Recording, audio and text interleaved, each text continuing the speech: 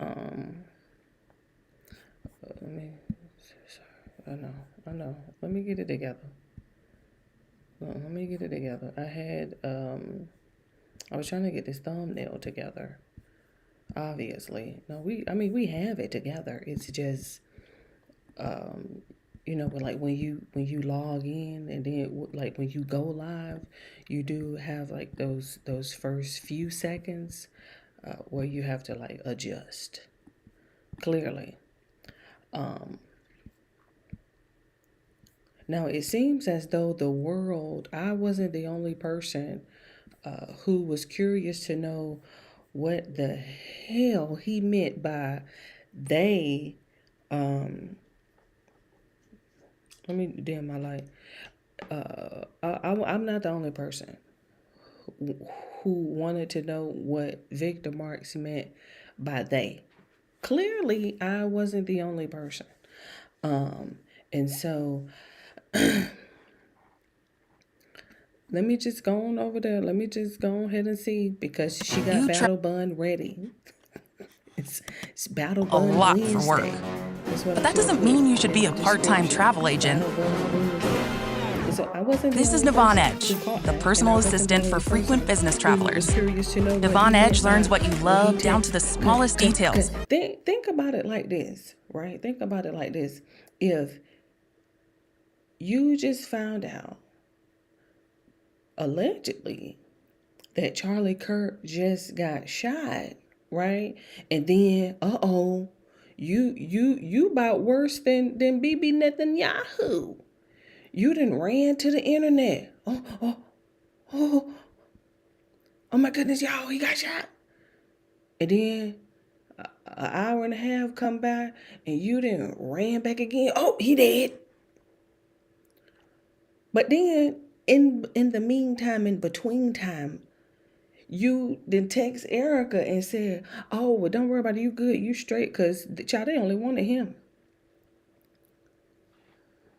I'm sorry. Wait a minute. First of all, who the hell is they? That's what I want to know. Who is they? That's question number one. And then, how are you getting this information so fast? If you just found out that let me just see what happened, because, child, listen. Just come on, please, Battle Bun Wednesday. All right, you guys, happy Wednesday. I know some people are not feeling too happy today because Thomas Massie lost in Kentucky. Ooh, that Thomas Massie, that was very disappointing. But we did, first of all, we got Keisha Lance Bottoms up for the Democratic nominee. She didn't win, but she is the nominee. She won for the Democrat. She won as the Democratic nominee. And so what'll end up happening is I'm assuming now we have like another election in November. Child,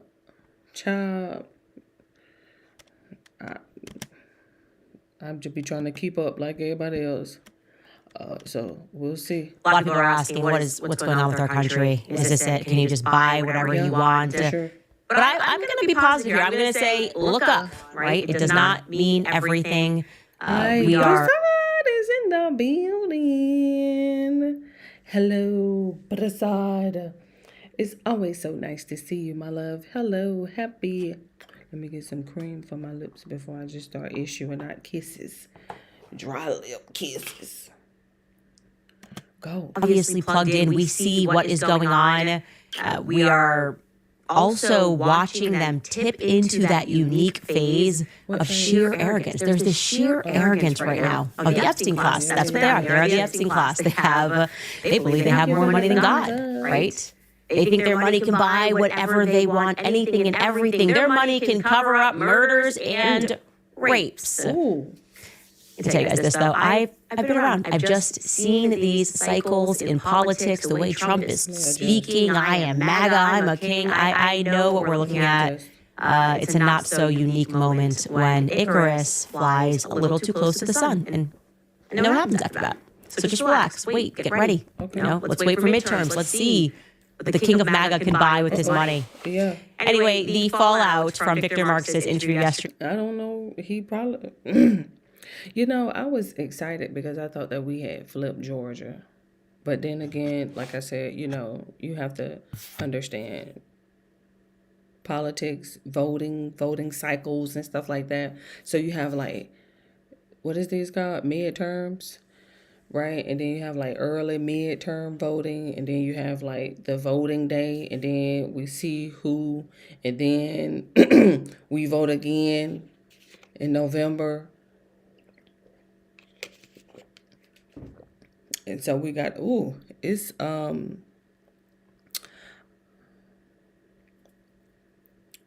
just thought that we had flipped Georgia, but maybe I spoke it into existence. We'll see. It is trending all across social media, and it inspired me to send out a few preservation letters in my ongoing lawsuit with Brian Harpole. Welcome back to Candace. I don't vote because it's fun to complain. Misclicked the wrong emoji. Oh. Okay. Earn. No.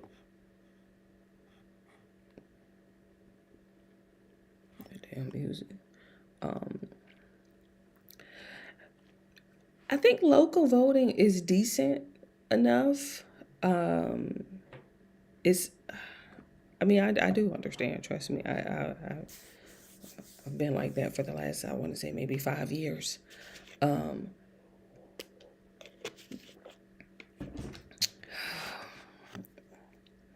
We'll just see how this goes. We do have to keep voting alive. I understand. Trust me, I do. But at the same time,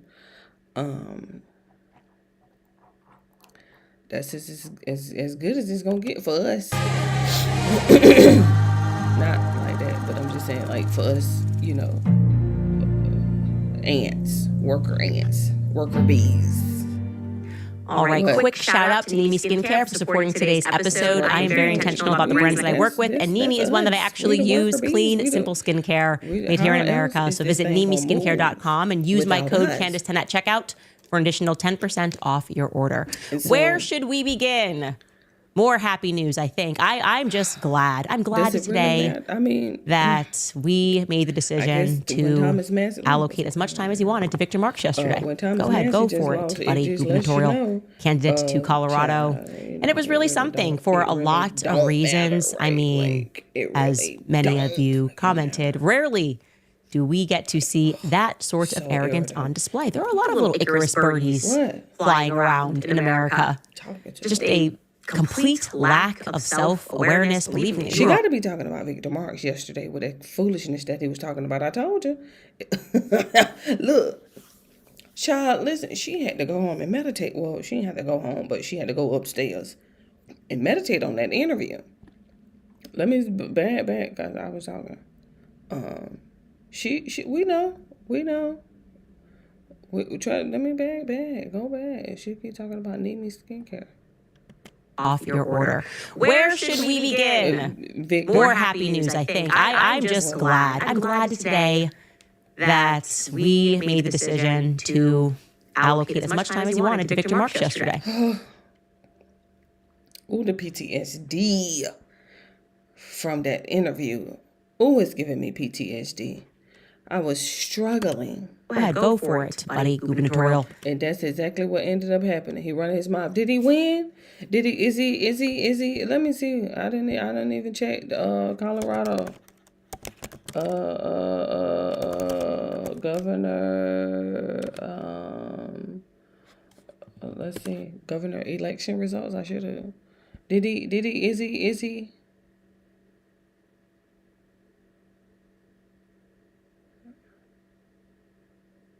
I don't see him. Colorado Newsline. Let me see.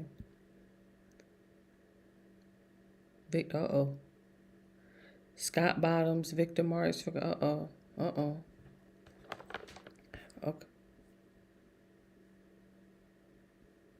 State Representative Scott Bottoms won the highest share of support among candidates for governor at the Colorado Republican State Assembly. Okay.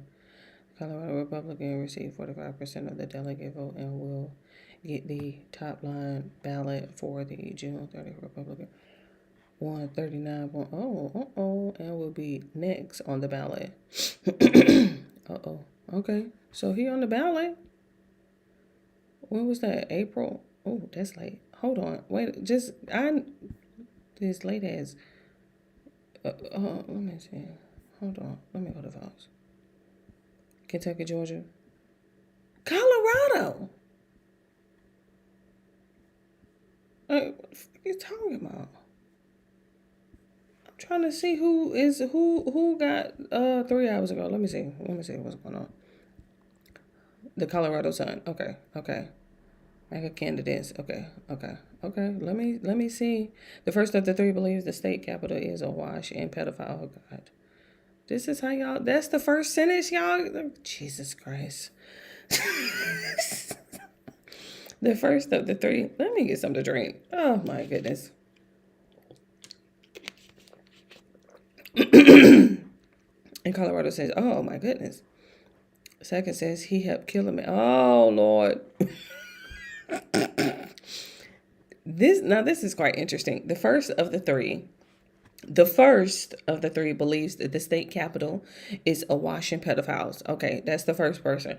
The second says he killed a man when he was just 7 years old. That's Victor Marks, though there is no evidence of the crime. The third has been a political insider for much of her adult life. We got a female. But now she says she can fix what is wrong with Colorado. Okay. A Republican hasn't won a statewide office in Colorado since 2014, as the state has trended toward Democrats over the last decade. Okay, and Bill Owens is the only Republican elected governor in the past half century. Dang. So, some political realists believe that whoever secures the nomination will have their greatest impact on competitive down-ballot races. Okay, Scott Bottoms, okay. At the top of the Republican ballot is 2-term. Okay. And then, so we got Scott Bottoms. I ain't trying to read his damn bio. Victor Marks next on the ballot. Okay.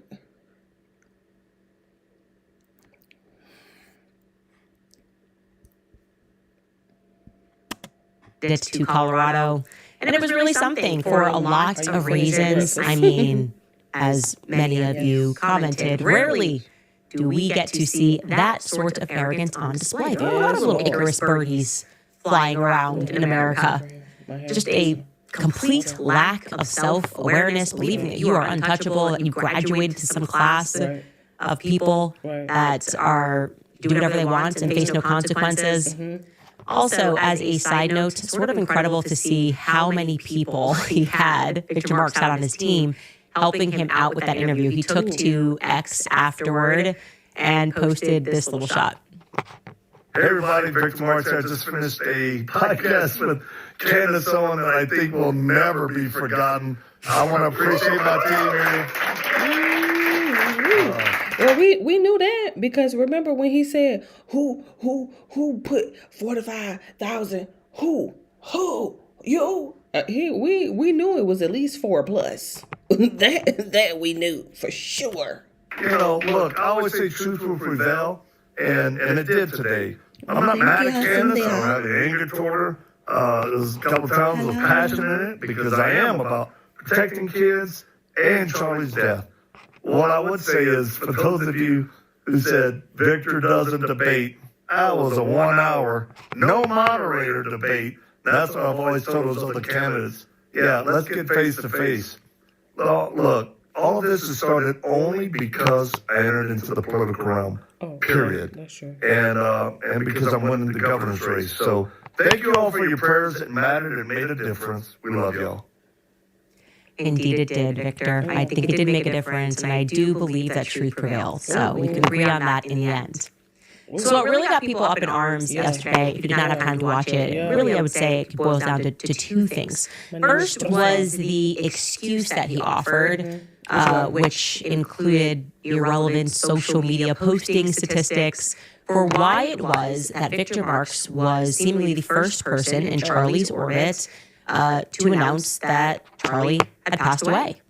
Remember, he told us that this declaration was completely standalone. Well, do you know that every minute is about a million posts? So how you know I was the first? What the fuck is you talking about? He was irritating me. He hardly watched the footage of Charlie getting shot. He said he watched it one time, but then for some reason, over an hour and 20 minutes later, he decided to formally announce that Charlie Kirk had passed away and to pray for Erica and the kids. Right. And he said he did this absent any confirmation, just vibes that he got from the Special Forces guys around him, That said knowledge that- about injuries. Somehow he felt that was enough information for him to fire up Instagram and report it to the world, that Charlie Kirk did not make it. Take a listen to what he told me. It's important. Let's go.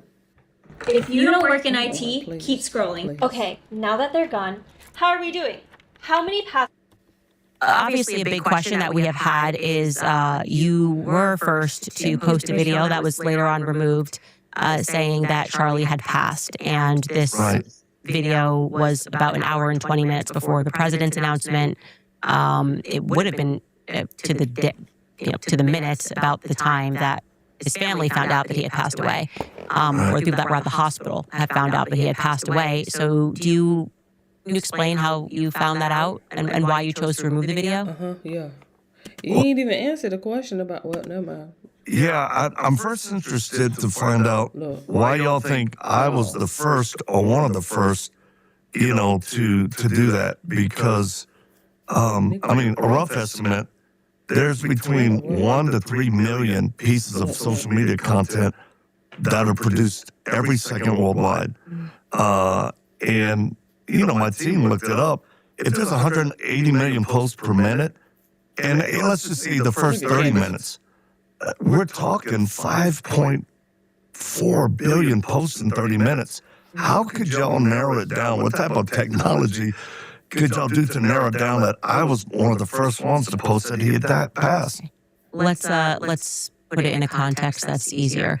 The first person in Charlie's orbit Right. that announced the information, and when we put it down to the minute, it was when Erica found out that Charlie had passed away. So I was wondering how that works. Okay. I had someone text me, and he said, my son is at Charlie's event, and Charlie was just shot. And it doesn't look good.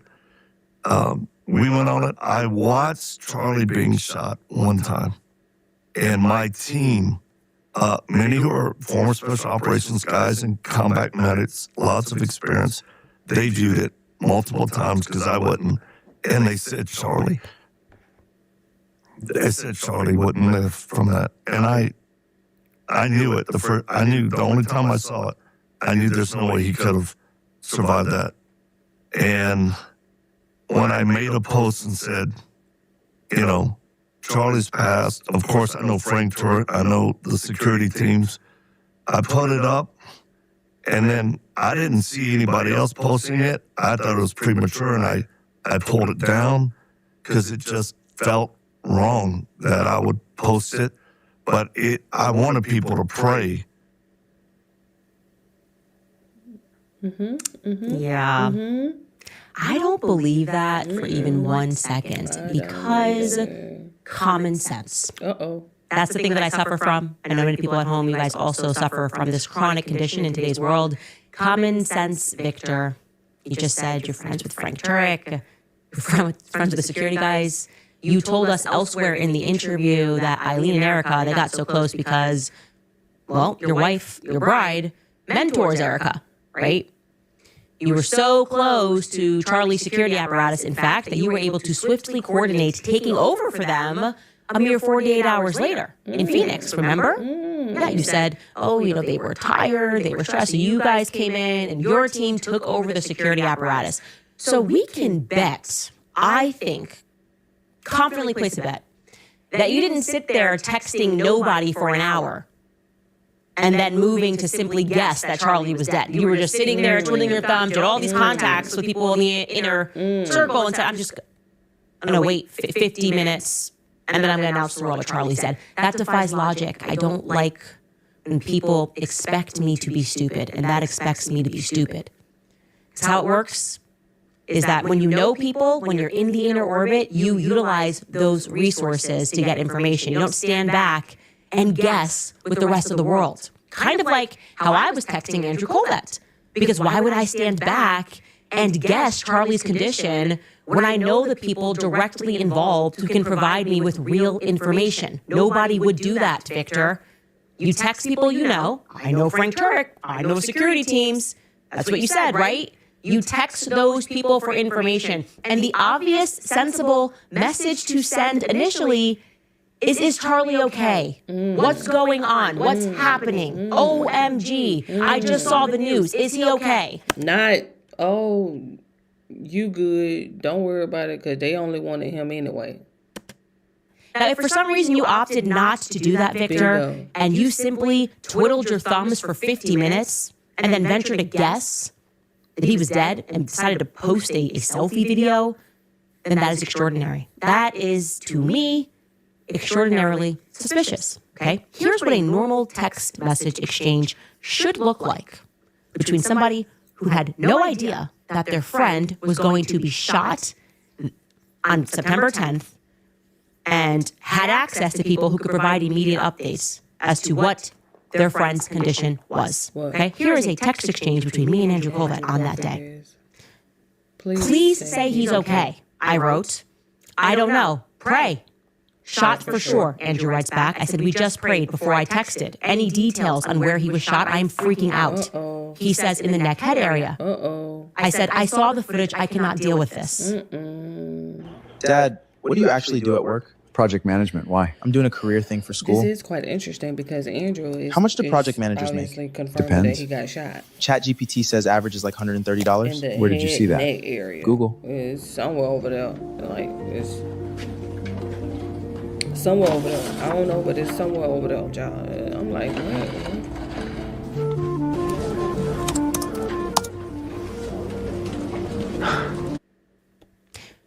Do you see the problem here, Victor? You're saying that you didn't do that. Ooh. You didn't do that. You didn't text for an update. You had no idea what was going on. You just were sitting around. Excuse me. Your wife didn't text you. You're just sitting around. And you Terrell Farnsworthed it. Right? You decided for an hour to do nothing until it was time to record yourself. You texted nobody that you had access to. And then you randomly hopped onto Instagram in selfie mode to declare to the world that Charlie was dead prematurely, absent any intel. I don't believe that for 1 second. That story has about as much credibility with me as a 3-year-old beheading a cat and wearing it on his head. I actually would rank the 3-year-old beheading the cat and wearing it on his head as more likely. That registers to me as less fiction than the story that you are telling, that you're telling me that I'm supposed to believe transpired on that day. So then I'm forced to ask myself, Victor, why would you say it? Why would you say it? It's so easy to instead say, well, the reason why I was first to text it 15 minutes later, which is about the time Erica found out, well, me and my bride, we're close to Erica. That's what you could say. We were close to Erica. We were in that inner sanctum, and we found out, I don't know, maybe we messaged Andrew Colvett, we messaged the security team. That wouldn't be weird, right? Actually, Frank Turek and the security team should have been the first to know that Charlie was dead. They took him to the hospital. So why instead try to sell to the public that you took a random shot in the dark? Now, if I had to guess, I would say it's because you're protecting someone. Who is that someone? Maybe you're protecting something. What is that something? The good news is that I actually don't have to guess because I'm currently being sued by Brian Harpole, head of Charlie's security team. And since you mentioned that you were in communication with the security team, so much so that you were able to relieve them of their duty, so you said elsewhere in the interview, you took over the security apparatus. That's why you were with Erica and were able to hug her, and Eileen were able to provide such relief to the team. They were tired, they were traumatized. I imagine that took some communication. Your communications with the security team during those critical hours might be relevant to my lawsuit. Maybe Brian or Dan communicated to you that they felt that they didn't do all that they could do. Maybe that's why they were traumatized. I don't know. I really don't know, Victor, but I'm going to need to find out because I'm being sued for defamation. which is why we sent earlier today Victor Mark's legal preservation letter. And I hope that we can get to the bottom of what actually transpired on that day. And I think Victor might be able to help, right? Because he did, in fact, say this. And then you were among the first to post, obviously you and your wife, actually, maybe it was actually just you in the first 2 days that went to Erica and Charlie's place to provide her some comfort. So you were quite close to Erica. We brought our team immediately to help give relief for the first security team, who I knew when I was in contact with, and they were suffering trauma and exhaustion. They didn't have a secondary. So, yeah, we went there. Of course, my bride was with me. Her and Erica are very, very close. And we were just standing by to bring comfort or help. The number one need they had, and we felt like it, and we were asked to, is to provide security to give relief. So that's what we did.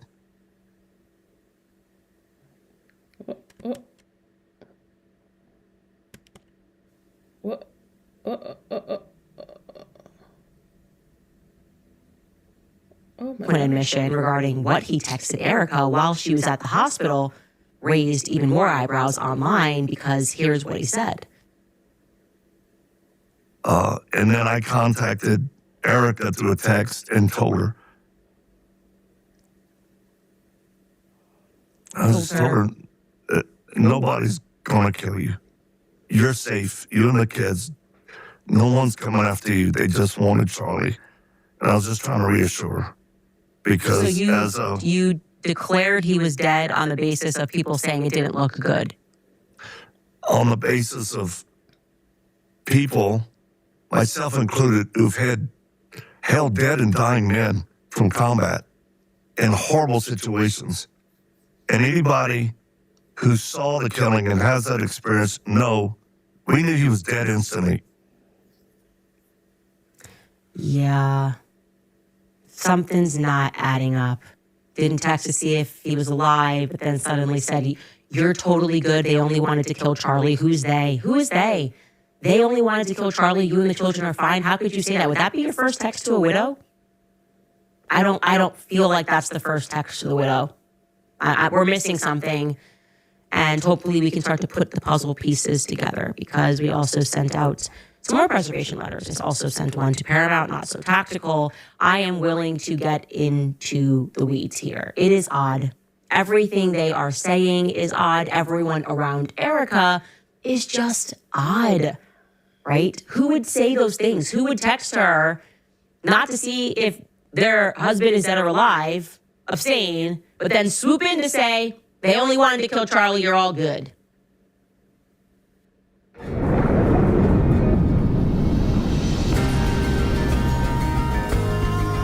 Discover a better kind of backyard water experience.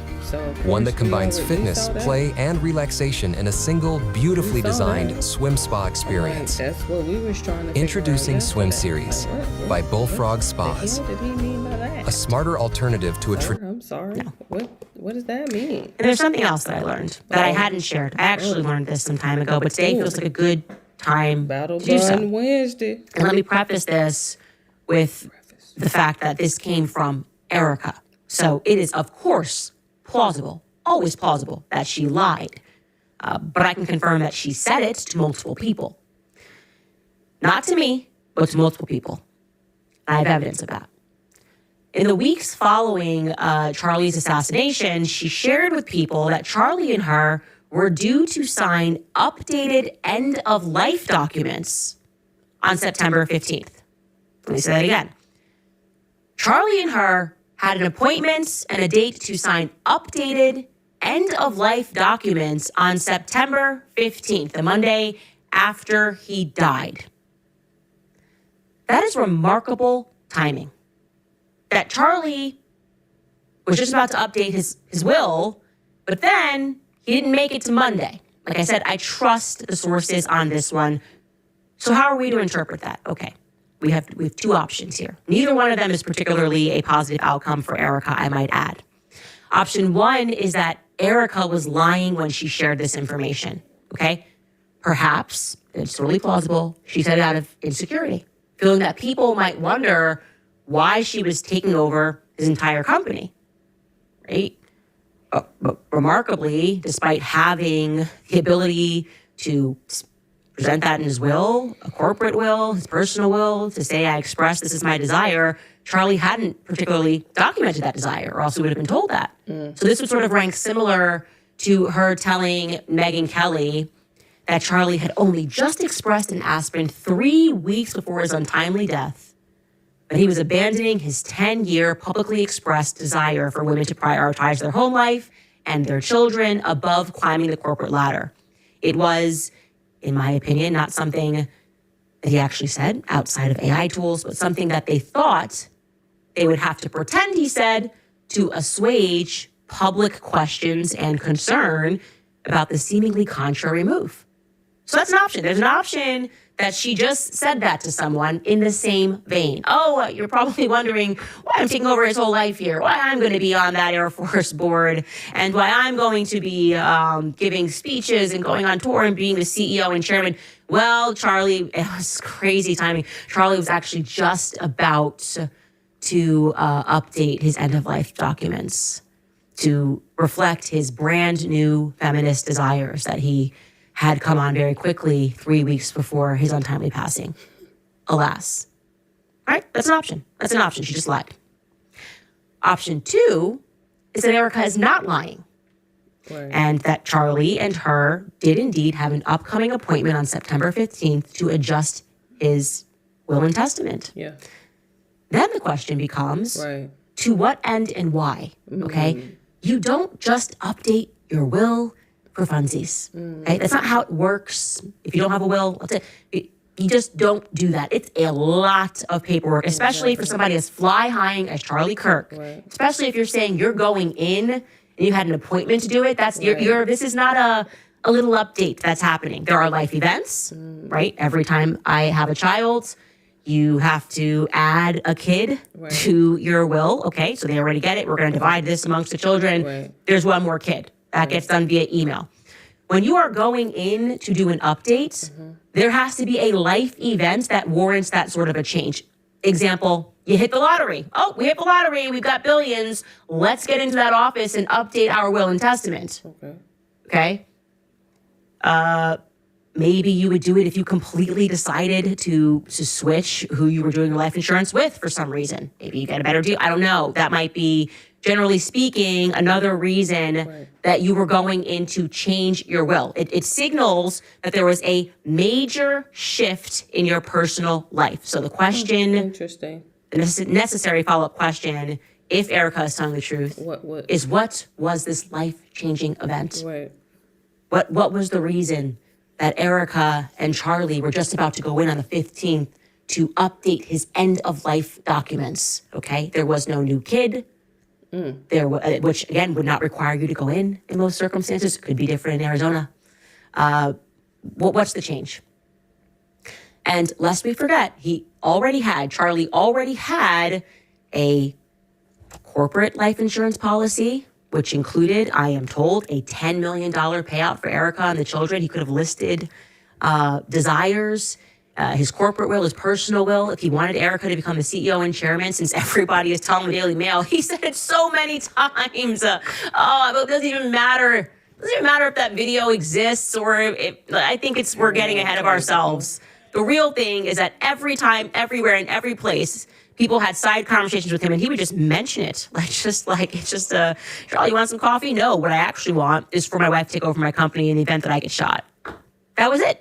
Everyone knows it. It's just a known. Let me tell you guys something.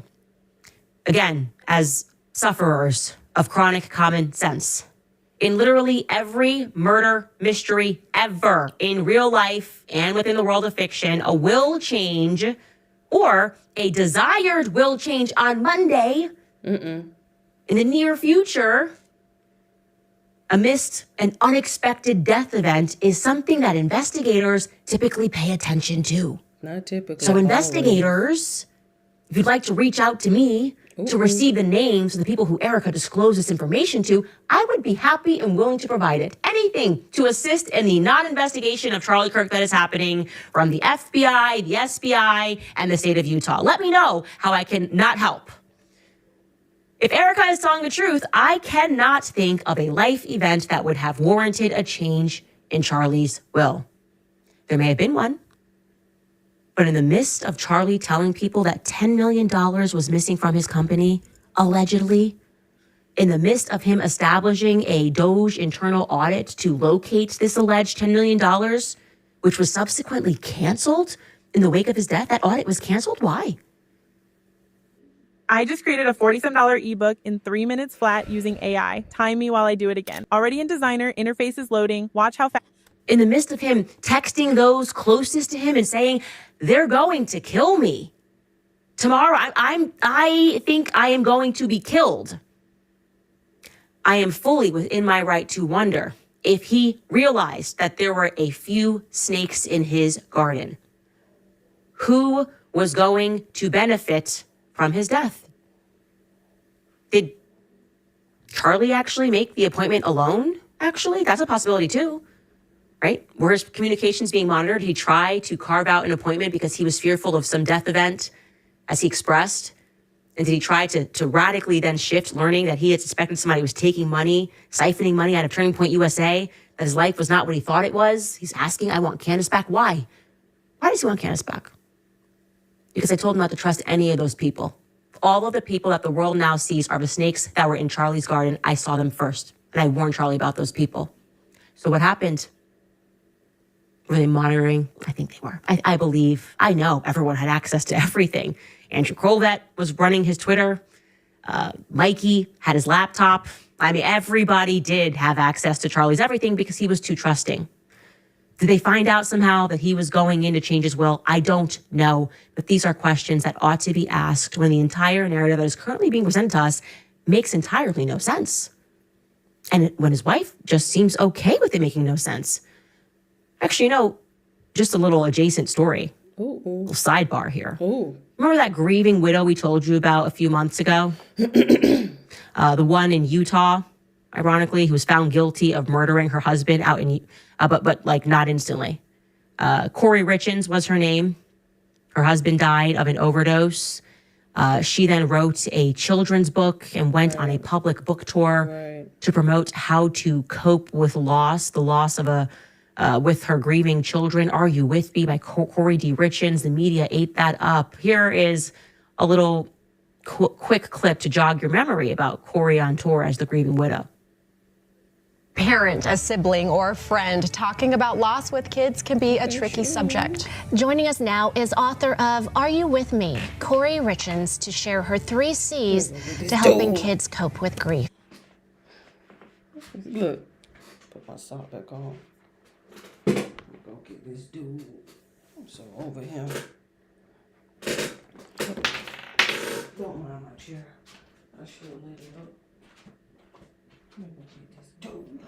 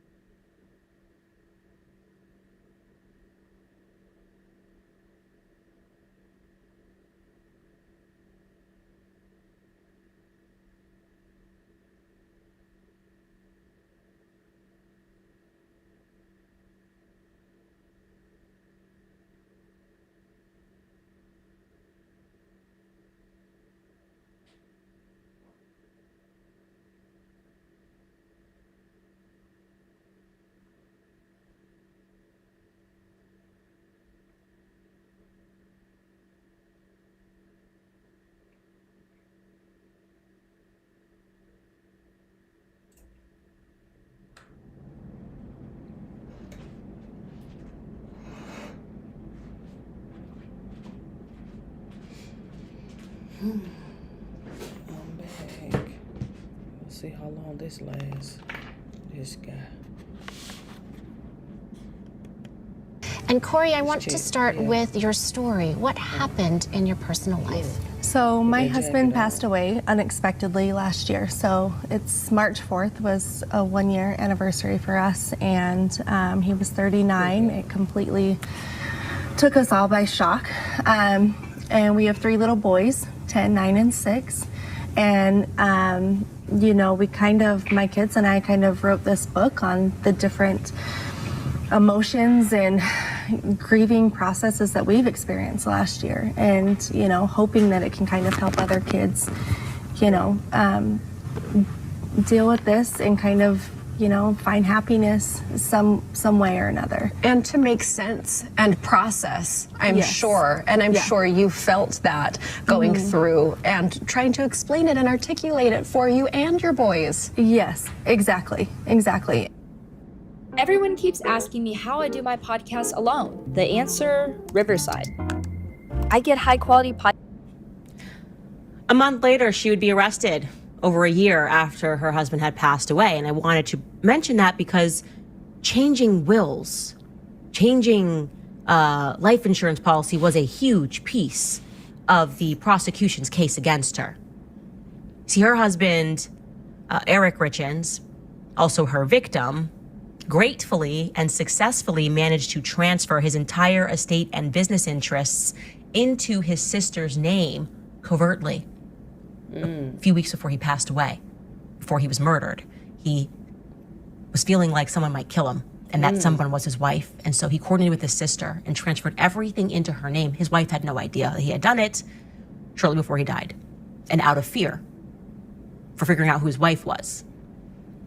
Simultaneously, the court heard that Corey herself attempted to change the beneficiary of his corporate life insurance so that she would receive it 100% of the payout. But she got caught. Both of these changes signaled to the jury that something was amiss. Eric was terrified of his wife. And like I said, fortunately for Eric, he had people in his orbit and in his life that he was actually able to trust with that information, that he was able to trust when he said, I think she's gonna kill me. Anyway, that's just an aside. I will reiterate my earlier point that any attempted or recently accomplished will changes surrounding an unexpected death event should be further investigated. So, if you'd like to reach out to me, investigators, I'm here and ready to help. I suspect I won't be hearing from you. And dare I say, Erica, if you're interested, no, of course not. We'll be right back after a break. All right, you guys, I used to think that great skincare had to be complicated. Like if I wasn't be able to say, oh, this person said this, they came forward because they thought it was weird. With a 10-year warranty and a 100-night sleep trial, so you can try it completely risk-free. This spring, give yourself the kind of comfort that lives with you all day, not just the moment that you get home. So head to CozyEarth.com and use my code Candace at checkout for an exclusive 20% off. That's code Candace for an exclusive 20% off. And if you see a post-purchase survey, mention that you heard about Cozy Earth right here. You know, the people who brought forward that information that I've been sitting on for a while, I would say they have unimpeachable character. Unimpeachable character. There's no motives that people would be able to assign to that, never be able to say, oh, this person said this, really transpired on that day. That was me. I'm so sorry. Hold on. I got it. Hold on. And use my code Candace at checkout for an exclusive 20% off. That's code Candace for an exclusive 20% off. And if you see a post-purchase survey, mention that you heard about Cozy Earth right here. You know, the people who brought forward that information that I've been sitting on for a while, I would say they have unimpeachable character. Unimpeachable character. There's no motives that people would be able to assign to that, never be able to say, oh, this person said this. They came forward because they thought it was weird, because it is weird. It could not be weird. Maybe there's a reason Charlie wanted to do that at the same time that he thought people were going to kill him and he wanted to conduct a Doge audit. Maybe, I don't know. But I'd certainly like to find out. And something else that they said that was mentioned, which was later confirmed by the Daily Mail in their investigation into the AI video, was that Erica also communicated that a Turning Point USA board member was going to be helping them with those changes. Interestingly enough, you might recall from that Daily Mail article that they said that they spoke to a TPUSA board member who said that he was helping with those affairs. I wonder who that is. It's probably one of the people that signed the letter announcing Erica, and this is if I'm just taking a shot in the dark. I would imagine it was one of the board members who announced that Erica was going to be the CEO and the chairman. Maybe like a Doug DeGroot, Mike Miller, I don't know. Like I said, if I was an interested investigator, these would be some crumbs that I would follow. As an update and moving on, I wanted to let you guys know that I am still being ghosted by the White House. It's depressing, really. I've never been ghosted. Ashley, my producer, has never been ghosted. This is the first time. It feels weird. I feel like I was left on red. The White House Correspondents' Dinner communications are very relevant, which is why we filed an FOIA request. Erica Kirk written in as an emotional asset just over an hour after shots are fired, not concerned about safety, but in making sure that that video is #1 in the morning. That is not something that we are going to let go. We need to keep the pressure on Erica Kirk and Turning Point USA. A rollout is a really giant knowledge transfer project. Thousands of people suddenly need to know how to do brand new workflows, and this applies to every team. Okay? Because it's working. We are getting more information. They are making more foolish decisions. I mean, how ill-advisable to go to the Daily Mail to say, we're going to host a little private screening with you. What was it, on Zoom or something? And we're going to show you how real this video is. It's so real. We're the victims of the conspiracies, even though we're the ones that presented the video to telling people it existed, and then decided to have Erica walk out to just the audio of it. They just think they're smarter. That's not so many little Icarus birdies just flying so close to the sun. We've got power. We've got money. We've got Epstein class connections. We could do whatever we want. We'll see about that. We'll see about that. Vengeance does not belong to me. Nope, not at all. But I've just seen it so many times. People like this who just think that they have enough power to be bad people, to lie, and to dupe the public. They're not regular. They've classed up. Okay. Anyway, regarding the White House Correspondents' Dinner, we will keep the countdown going and see how far this goes. I want to provide you guys also with a very quick update on the Tyler Robinson case. I think people had some questions yesterday because there was much ado about nothing in the press. A ton of articles being spun out to suggest that Tyler Robinson wanted to conceal the evidence from the public. He wants the evidence sealed from the public. And the headlines, of course, were not representing reality. That's why they don't want, by the way, cameras in the courtroom. I do. I'm glad there will be cameras in the courtroom, but this has been their fear, that the headlines are not representing reality. And yesterday was a prime example. This was the headline in Fox News: Tyler Robinson hearing the defense vies to restrict evidence and testimony in the Charlie Kirk assassination. AP News: lawyers for the man accused of killing Charlie Kirk asked to seal evidence in parts of a key hearing. News Nation: lawyers for the accused Charlie Kirk shooter seek to seal evidence in court. Okay, so let me walk you through what is actually happening. In short, there is no change, okay? The preliminary hearing is fast approaching. We discussed this. The defense still has not received their discovery requests.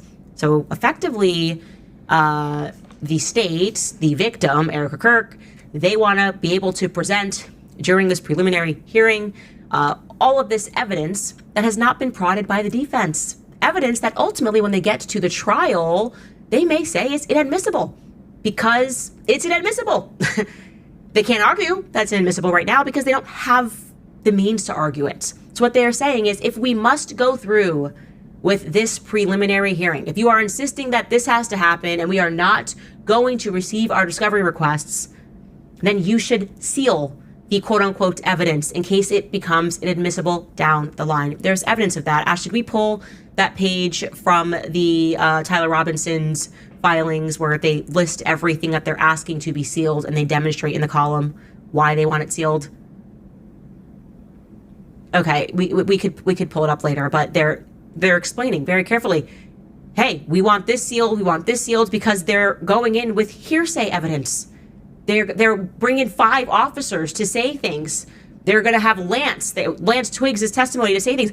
We need to be at a further place in this. You're going to testify and show these text messages. You're going to show this. You're going to show that. We don't even know if these text messages are real. So what would happen if they allowed the prosecution to present those text messages and they were not under seal? What would happen is exactly what you just saw. You would have Fox News, you would have News Nation, you would have Paramount Not So Tactical, and their influencer orbit of people saying, booyah, booyah. See, these messages, they're in court, so now it's real. They think the public is stupid and that they will not be able to sort through down the line. They think if you're first across the finish line, if we can just show this in court, people will think that it has been vetted and it's legitimate. And so they are saying, don't give the media the opportunity to spin something that may ultimately be proven inadmissible because it's fraudulent. And here is the documents that we're going to pull up here. We can get to that page that just shows left and right. Here's 31, like the case in point, the FBI DNA report, right? The towel, the screwdriver, they haven't even been able to see this stuff. They have not, they said they weren't even able to see the gun. Listed 32, the ATF ballistics report. Yeah, they want this stuff sealed because ultimately, if they can't actually go through it and prove that it is legitimate or understand their methods for how they presented it, they may down the line say to the jury, never mind, that's inadmissible. So do not color the public, do not color the jury with stuff that down the line may ultimately mean nothing. It makes perfect sense. There is no change. All right, you guys, I do want to shift gears here. I do not often weigh in on the podcast wars, so to speak. I think because I'm usually the one that's at the center of them. But there was this clip that went around yesterday that really, or last week rather, that really bothered me. And it bothered me for 2 reasons. I obviously like Joe Rogan. I am friends with Theo Von. He's literally one of the best people that I know. My children absolutely adore him, I tell you that. He's just exactly what you think he is. Exactly what you get on his show is who he is. And he is like the fun uncle, the funkle that everybody wants. And I had seen earlier, I think it was a few months ago, that Joe Rogan had discussed Theo when he was sitting across from him. And Theo was rightfully venting about the Epstein class and the pedophile class. And it sort of seemed like Joe Rogan's response was to treat Theo Von like a child that was just crazy and needed to just chill out. And it's the way we all feel. We're very frustrated with the system. And I said, okay, whatever. They're just 2 guys talking. But then Theo Von was not in the presence of Joe Rogan. And he was sitting across from someone discussing Theo Von's SSRI usage. And this is what Joe Rogan said. And it caused quite a bit of backlash. Take a listen. Yeah, Theo Von's going through the exact same thing. And last time he was on the podcast, he was explaining it to me. It freaks me out because I know Theo has had conversations before, like even publicly. He had a Netflix taping and it didn't go well. It was like they shelved it. They never used it. And there was all these stories from people that were there saying he bombed. I think he just had a kind of a breakdown. And when he was talking to the crowd, and there's a video of it where he said, the people were saying, hey, we still love you, thank you. Look, I'm trying not to take my own life. That's what I'm trying to do right now. Yeah. And like, you hear stuff like that, and you're just like, oh, Jesus Christ. I've known too many people that I didn't think were going to kill themselves, and then did. And then he goes down these spirals where he starts talking about world events and freaking out. I'm like, oh, Jesus Christ. Like, I got to help this dude. And so I send him things about people getting off of them, and apparently there's some doctors that specialize in getting people off them. But here's the thing about that chemical imbalance thing. That's not real. They used to think that was what these things do, that they treated a chemical imbalance. But then recently, studies have shown that that is not what they do. They don't exactly know what they do. And they kind of numb you in some sort of a way that helps some people. They say higher education is outdated, irrelevant. But at Grand Canyon University, we shatter the status quo. So to the portion that I very much agree with Joe Rogan on, which is the very end, which didn't require anything about Theo Von, which is my personal opinion about the drugs they put people on for emotional reasons. And I very much have shared my story of how lucky I was that I had a friend in college that when I went through a breakup and was boohoo crying, and the doctor wrote me a prescription of Xanax, was like, you don't need Xanax. That's a human emotion. Like, why would you want to take something that's going to stop you from feeling a human emotion? Nothing's wrong with you. It turns out you're just human. And so I get that part of the conversation. It was just sort of presenting as I'm being compassionate by talking about Theo Von. Like, if he actually was in this dark place and his whole life was coming apart and he wanted to take his own life, that certainly wouldn't be the thing that helped him. That would actually be the thing that maybe tipped him over the edge, right? And so I looked at that and I said, what is that? Yes, I know. I spelled it wrong. Actually, what are we doing here?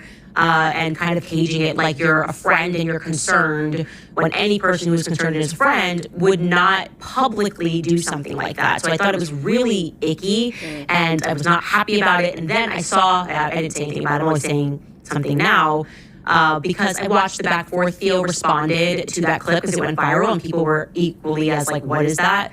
And Theo Von responded and said, this is mostly cap. That's slang, by the way. I don't really know what it means. He's cooler than me. Sad to see this kind of stuff. I'm doing great. I'm a human being, which is a rocky ride, but I'm doing fine, thanks.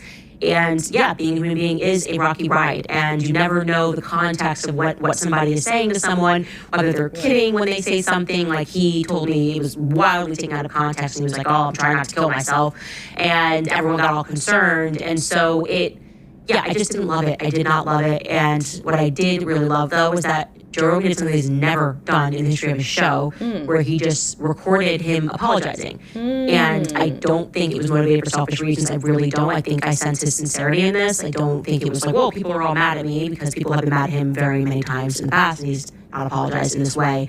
And I just wanted to play that, because very rarely in the podcast space do you ever see anyone apologize for anything. There's so much arrogance, and this was cool, so I'm gonna play it. I apologize to Theo. He knows I love him, and he said that, and we laughed and we joked around about it, and I apologize for the way I talked about this. But I felt like I need to explain to other people too, to get just like what was going on in my mind out.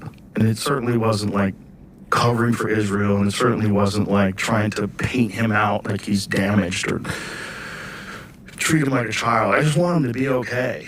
And when you're dealing with someone, or when you have like had experience dealing with someone where it winds up going very badly, and then you're just left with this feeling like, what could I have done? I didn't do a good job of it, especially like the Marcus King thing. Like, that's terrible what I did.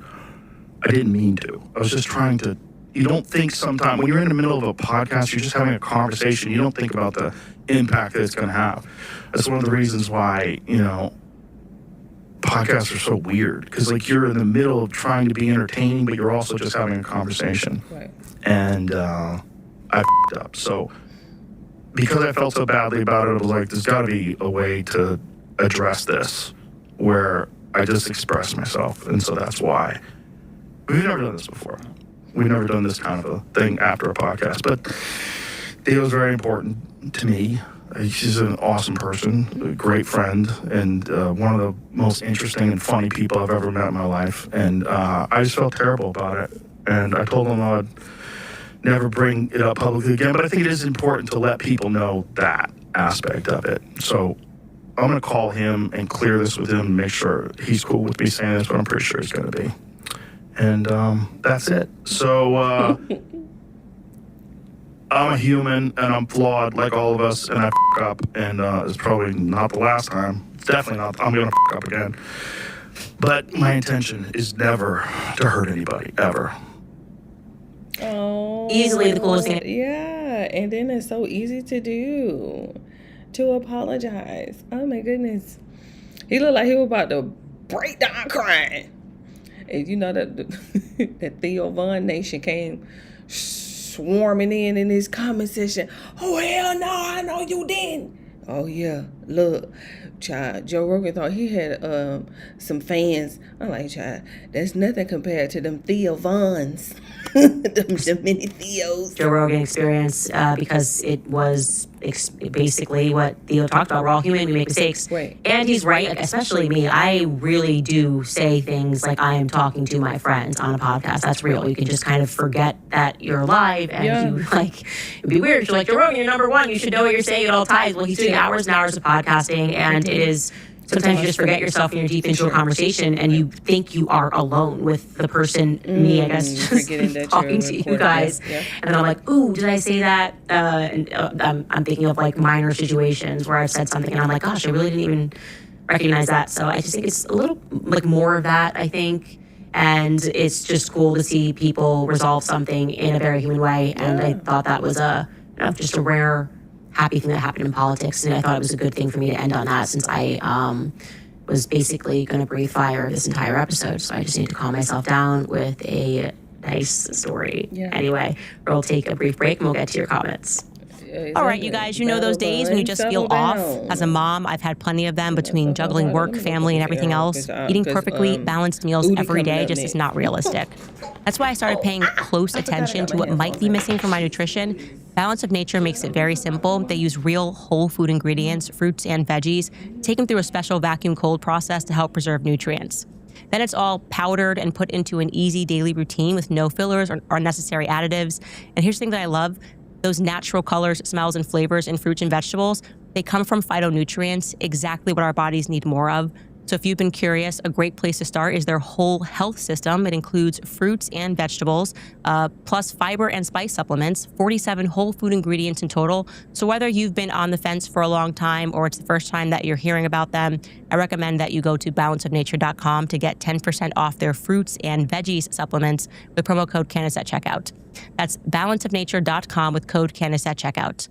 I also want to tell you guys about American Financing, because between groceries, travel, and higher prices, it's easy to feel overwhelmed, especially if you're already relying on credit cards to cover the basics.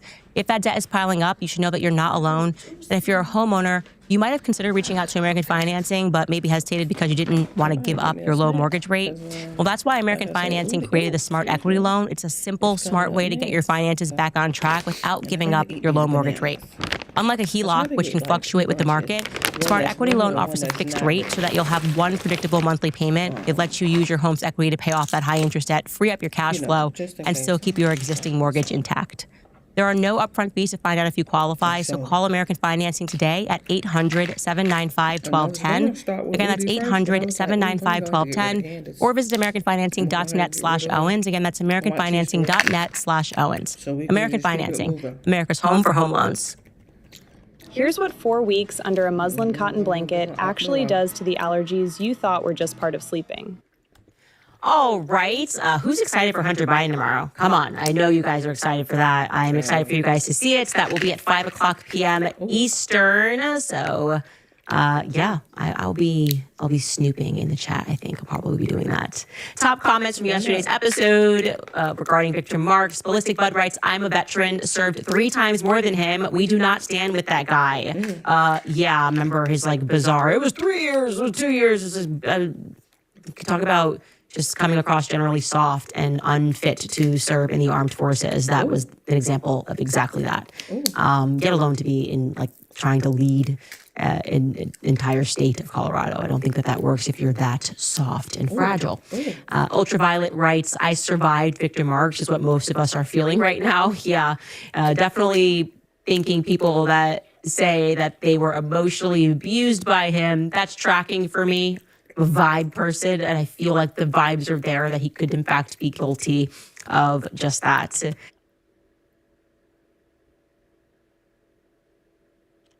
All right, comments from today's episode.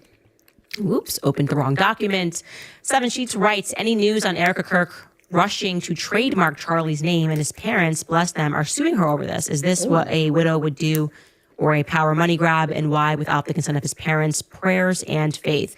I think that was just an internet rumor. I never heard that. I had never received any information about that. And I don't know that, I would imagine Charlie's name was already trademarked, possibly. I don't know what trademarks were filed. I guess we can look and see that, and you can check the dates. I have not done that trademark search. But yeah, I don't I would imagine that that is not the circumstance. And I think a lot of rumors are flying around, and that one kind of went more viral than some other ones. ZA Mitch writes, Congressman Thomas Massie was France fade yesterday. Unfortunately, the battle is physical. The war is spiritual. Devil's overplaying his hand. I will leave it at that. It only works if people believe it's real. You know what I'm saying? Power works when people believe it's real. Because power is actually quite fragile.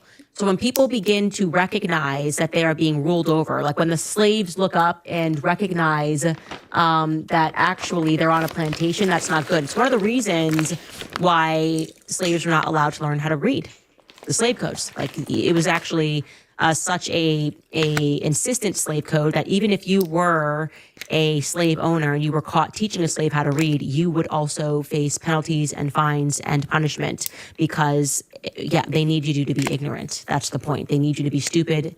And people are not stupid right now. They get what's going on.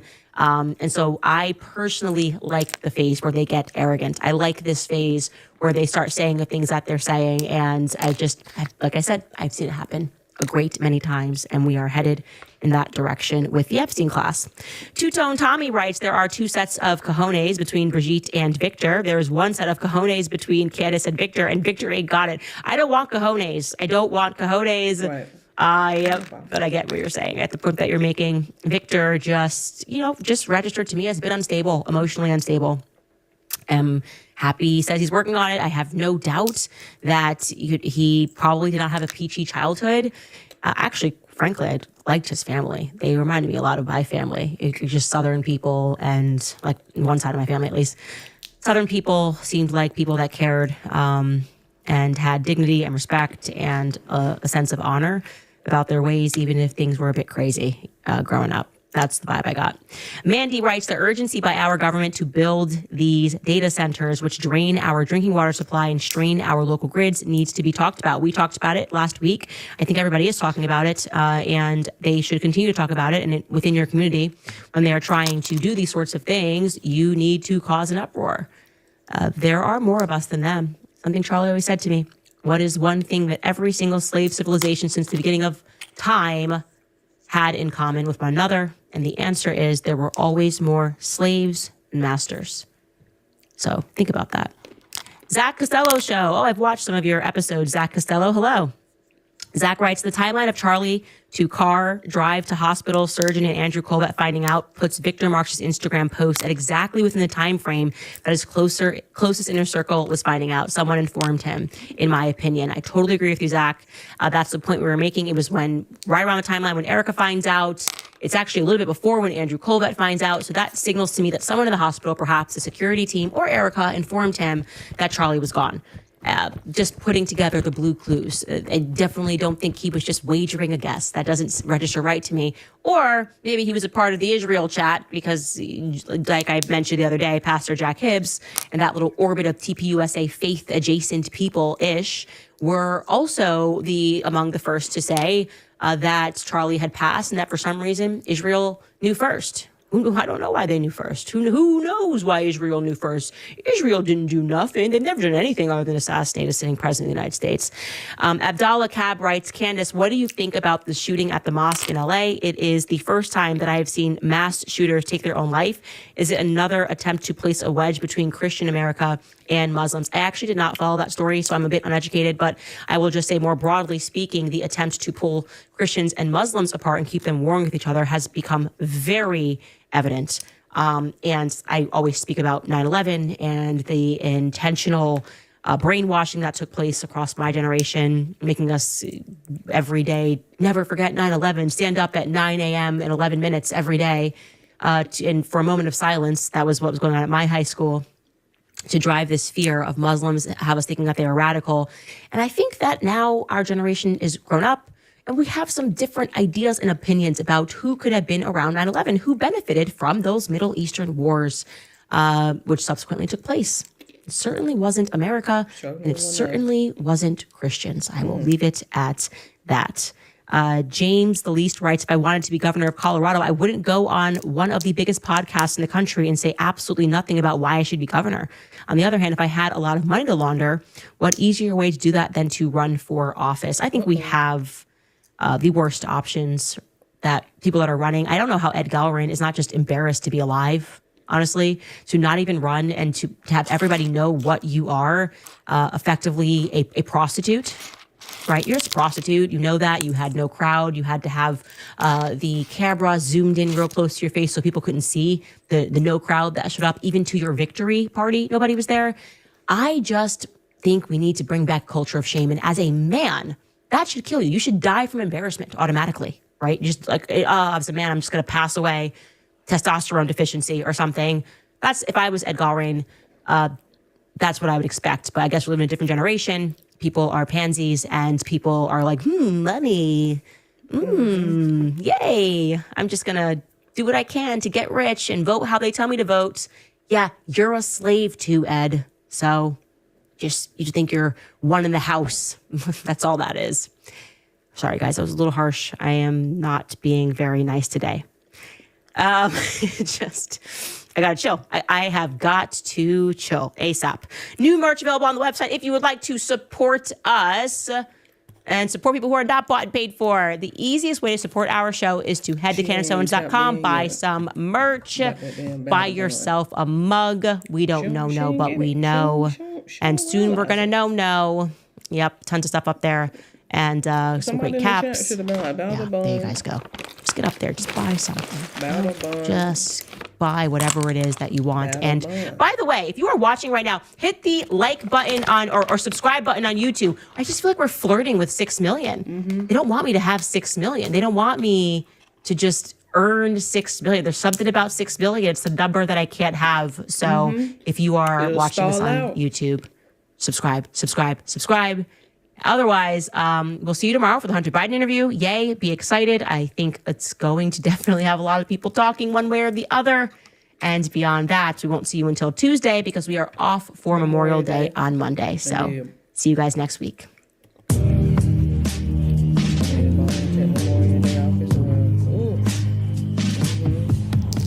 Memorial Day.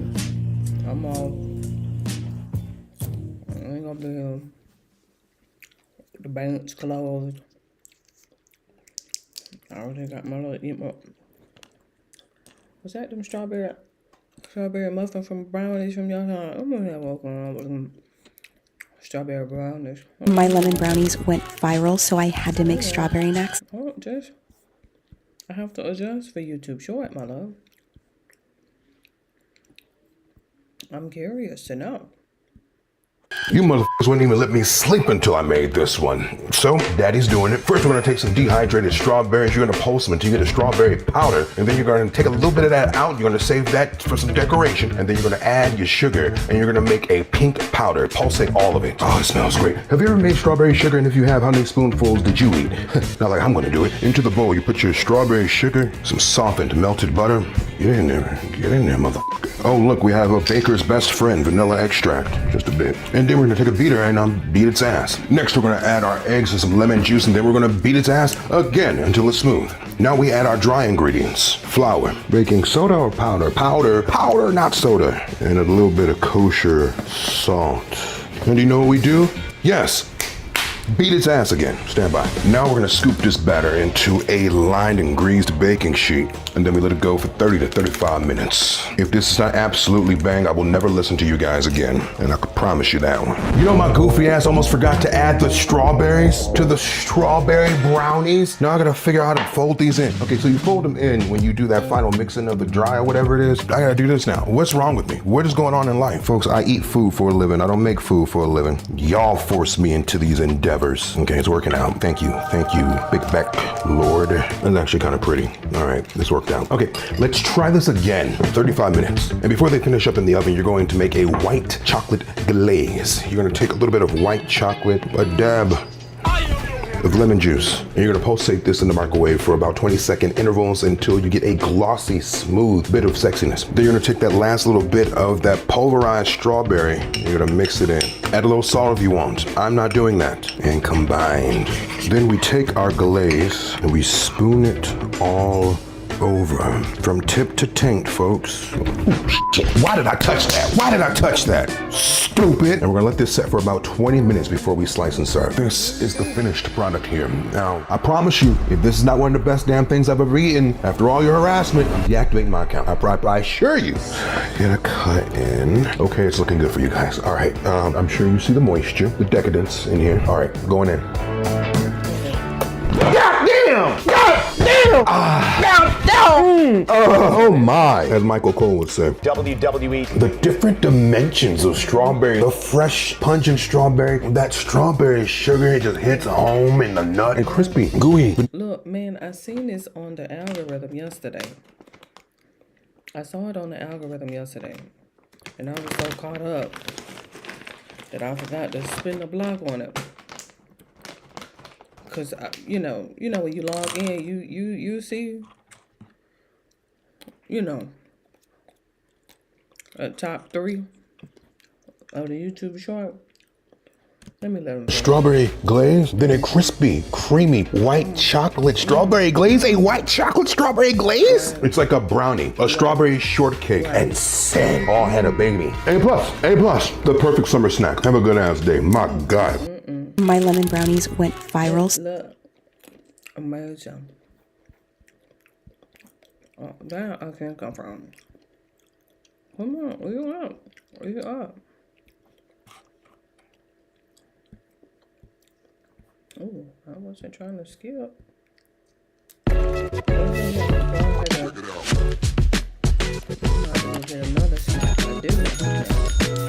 This is Dania. She filled out our submission form to test her boyfriend's loyalty. We agreed.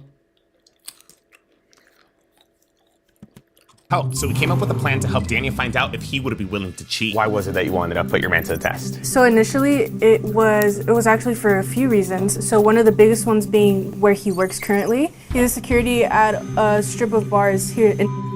Girls are constantly, drunk girls are constantly touching him. They're asking for his number. I think 2 weeks ago, someone literally bit the ham and cheese out of his mouth. So I'm just like, wait, hold on, pause. Don't try to skip past that. Like,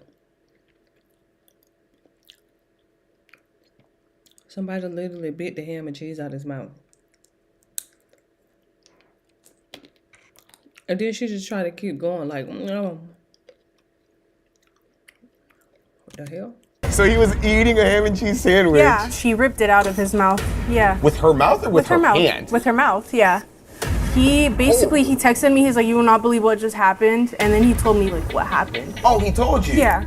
But even though he's really transparent about what happens, I don't feel too confident about kind of like his ego problem that he has, which in the past he has texted his exes. He's asked for news from them, which they have sent it to him. Oh. And when I confronted him about it, he said, oh, well, it's because I have ego issues and I just need to feel like some type of, I don't know what his whole reasoning was behind that, but that's what he told me. I think he meant that, I mean, a few years ago when he was making a lot of cash, I'll just say that he was in street sales, and I mean, I guess he was really good at it. He was buying like a car literally every 2 weeks. Oh. So it wasn't like brand new, like $60,000 car, but it was something like a JDM imported from Japan. It was that kind of money. How much is a lot? How much we talking?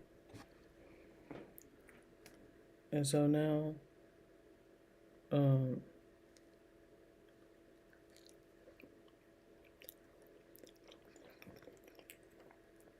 I'm about to go swap snacks.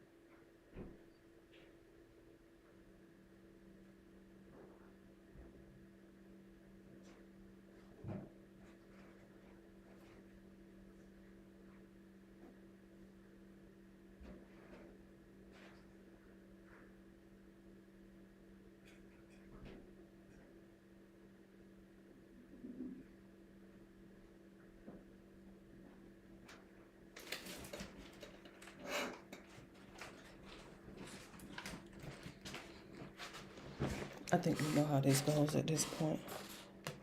Especially when I get hungry. Just don't ask no questions. Just accept the fact that I'm hungry. And Week? 15K? Damn. That's crazy. Yeah, since he met me, he stopped. Okay. But I could tell he kind of feels like he had like a lot of girls. Yeah.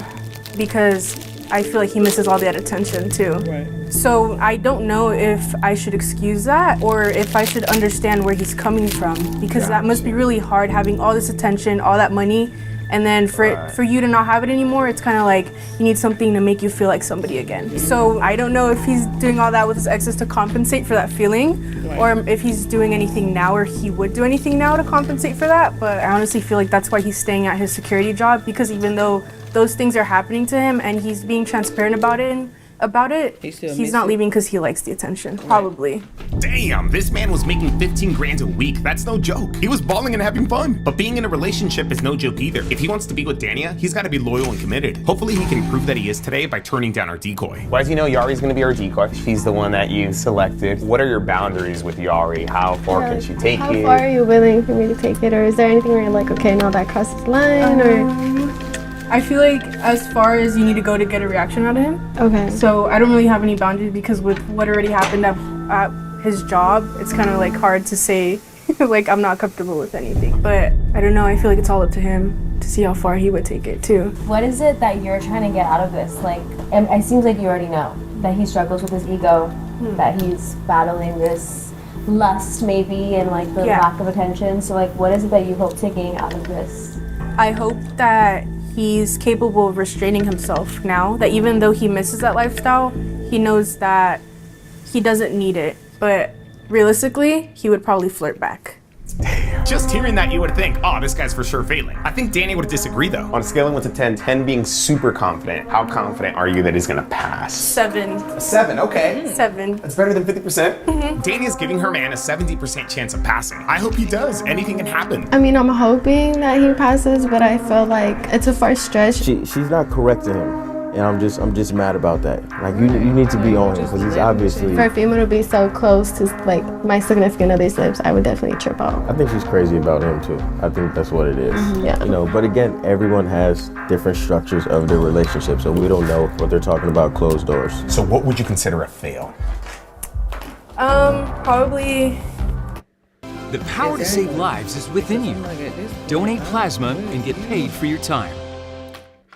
Get Spectrum fiber-powered internet and 2 Spectrum mobile phone lines, each for just $30 a month, and save $1,000 on internet and mobile in your first year, guaranteed. That's the Getting her contact info. You said realistically he would probably flirt back. Would you consider that a fail?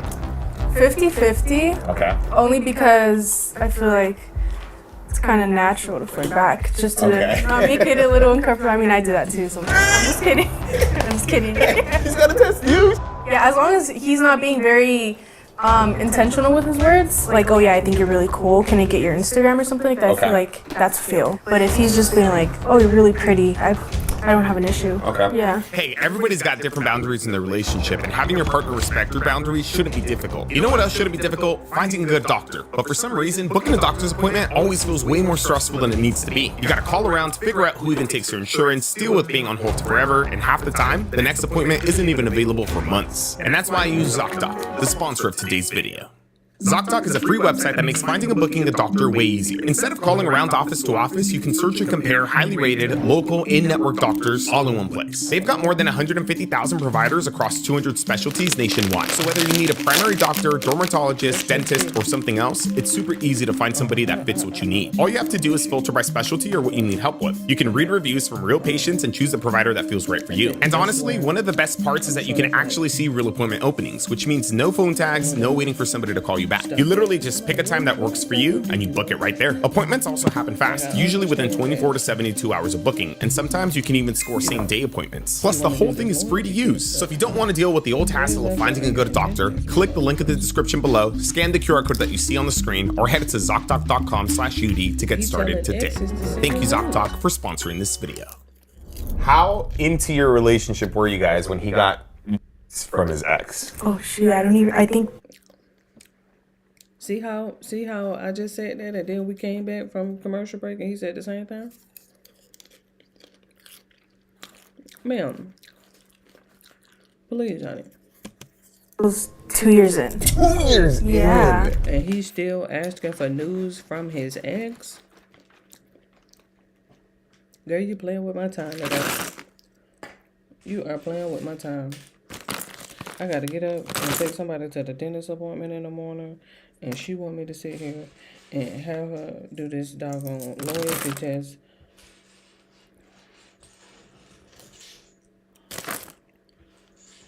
Knowing I gotta get up early.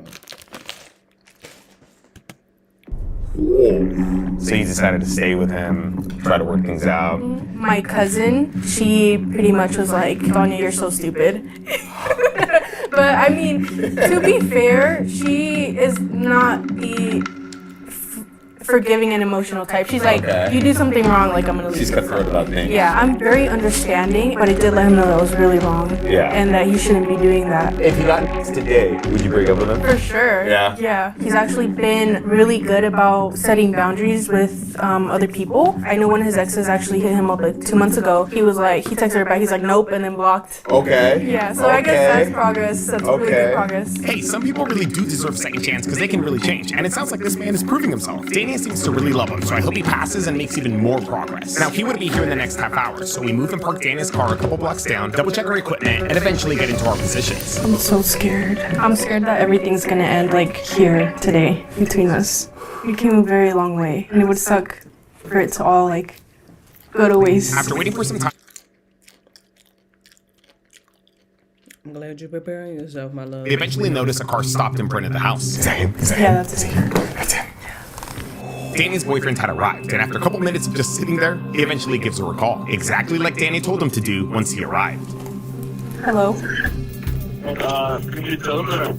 Yes. I'm gonna send you the number right now. I'm gonna send you her number right now so you could call her. Dania texts her boyfriend Ariel's number, along with a little reminder. You see, Ariel is pretending to live at this house, and she's also pretending to be selling some rims that fit Dania's car. That's how Dania managed to convince her boyfriend to come over. Let's call him Rigo, by the way. He gives Ariel a call while he parks the car. He's calling. Hold on. Hello?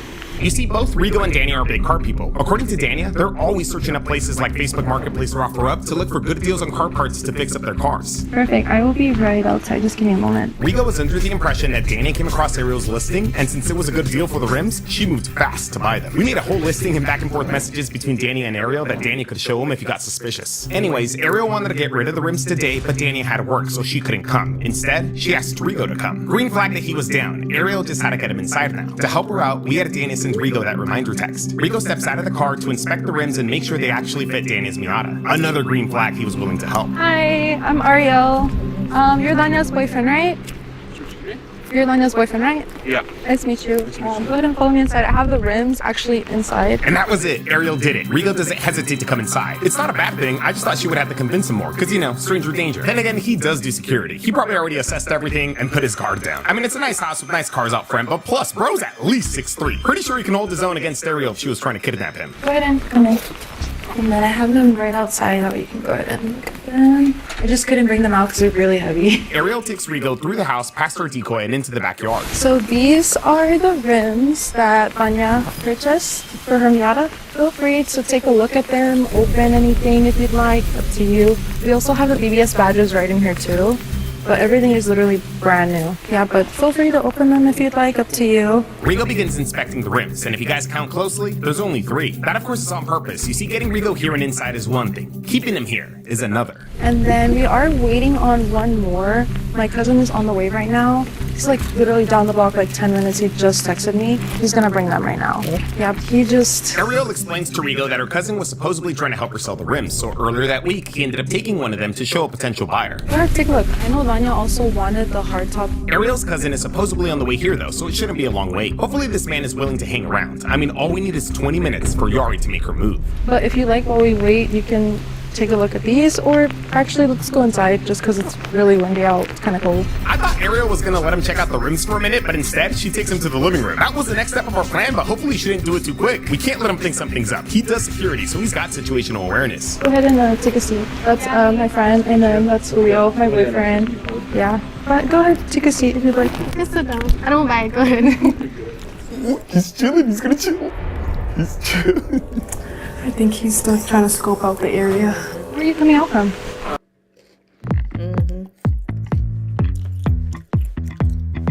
She moving quick. Come inside. Look at the rim. Look at him. Parents of Come on, children just who sit play down. Roblox. I'm like, damn. If your child was sexually exploited, abused, or pressured to share explicit content by someone they met on Roblox, you may qualify to file a claim. Oh, really? Are you born and raised from? Unfortunately, yeah. Unfortunately, why you say that? Outfit sucks, dude. You in high school? For a bit. Yeah, I stayed. So it's like. Rigo was sticking around, for now at least. Initially, we were just gonna have Yari and Ariel there, but we decided to throw Julio into the mix. He's pretending to be Ariel's boyfriend, and his job is to break the ice and keep Rigo there by keeping him talking. Recently, I seen that they're getting down. That's every week. Yeah, bro. That's every week. Now, Rigo seems fine, but there's a chance he could have been analyzing things and getting suspicious. So to try to throw him off if he was, we sent more people downstairs. Go downstairs and let them know that you guys ordered pizza. Don't chill on the couch with them. Chill maybe towards the dining room or then go back upstairs, whatever feels the most natural. So for context, we had more people waiting upstairs who were supposed to play a role in another loyalty test that we were supposed to film today. Unfortunately though, the girlfriend that we were helping for that test ended up canceling an hour before she was supposed to bring her boyfriend to this house. Yeah, it's a no-go. It went like south right now with him. We're just gonna keep the point further if you want to, but that's where it's at. Shut up. I'm going right now. Obviously, you hear me on the phone right now. I'm going. Like, what the f? I mean, why are you still calling me? Hey. I don't know if he ended up finding out or what they were fighting about, but I hope she's okay. But since everyone from that test was already here, maybe throwing them in there will make this feel more of a hangout and hopefully make Rigo more comfortable and less suspicious. I quickly text our group chat the update. How long have you been out of foot? Oh, it's not mine. Oh, yeah? I don't stick to the Japanese cars too much. What are you into? Yeah. Well, most of the time, bro, I kind of just stick, well, now mostly Euro. I have Japanese What kind of cars. Euro? Because he has a BMW bike that he just purchased. Oh, yeah. The bike? Yeah, that's what I was thinking. Nice, bro. Yeah. I ordered pizza, so it would be perfect. Okay, cool. We have some friends over. We're having like a little kickback and stuff. Yeah. Yeah, bro, I just got it. No, right now, bro, kind of into the VWs. Oh, okay. That's kind of what I've done. What, like a little GTI or like a... That's fire. Mark 3. That's fire. You have anything done to it? Just a couple things suspension-wise. Right now, I'm still working out buying the ECU to turbo it. Yeah. That's hard. I heard that. Yeah. My friend has a GTI too. He big turboed it. Crazy. It sounds crazy. Wow, bro. Yeah. And they're fun too. I love them. Rigo didn't seem suspicious at all. He was getting comfortable. We wanted to give this 10 more minutes though before setting up the ISO. It was actually easy, this test. Yari will simply invite him to check out her new Porsche. Thanks to Dania, we knew this man liked the Carrera. This is why it didn't really matter if this guy decided to wait outside or in his car. Yari was gonna isolate him by taking him to the Porsche anyways. If he walked out, she would just follow right after. 2 minutes later, approach and make combo. I used to wash this car. I'm gonna show you. I don't know. I used to wash cars or detail them. I just got a Porsche last week. The red one, did you see it? Porsche? Outside? Yeah, the red Porsche. Yeah. Yari brings up the Porsche already. She didn't even wait for our cue. I was too busy trying to get the camera angles unblocked. How much is that? A much. A big much. So it's 2022 now. You want to see it? Wait, what happened? He's gonna check out the Porsche. Already? Yeah. Yari jumps the gun, but she got him to agree to go outside with her. Honestly, it was really hard to hear because it was a very windy day, so the wind was blowing into the mics, and then her cameras were getting all covered up, so it was hard to pay attention. I didn't even hear that. So fast, bro. I mean, as long as it was natural. My favorite color is red, so I'm like, I might get a red one. I feel like my brother influenced me a little bit into getting it. I thought we were gonna need at least 15 minutes to get this guy out here, but Yari got him out here in like 5. I don't know if that's exactly how long he was on the couch, but that's how long it felt. I don't know, I feel like it's my color. You can get in. You ever been there? Couple. Not this new though. Take a seat. Come on, big man. Damn, this man walks around the car seemingly about to get in. Hey, but if you look closely, this guy checks out the car before opening the door. Checking it out too. Look. You can open it. Ooh, the thing nice. Is Rigo getting in because he's about to cheat or just to check out the car? Oh my God. Remember, he's a big car guy, and thanks to his girlfriends, we knew that he liked this one. That's why I always get to. That's loud. Muffler stupid loud. Porsche. What did you say that you have? GTI. You have a GTI? Okay. I have a friend who works at Porsche, so she like hooked it up a little bit. damn. Yari was not free to make her move whenever she felt the time was right. I'm hoping it's just because he likes the car. What do you do for work? Me, I do. Ooh. I do all the mixing for coding. How long have you been doing that for? I'm gonna say about a year. Oh, okay, so quite some time. Damn, it was really hard to hear this test. First the win, now this. I didn't catch that he said a completely different line of work than security. Is he lying, or maybe security's just a side hustle? I don't know if it's too. We live together, so her cousin is real estate, so we. Oh, real estate? Yeah, so we're together. Well, how much is the house out here?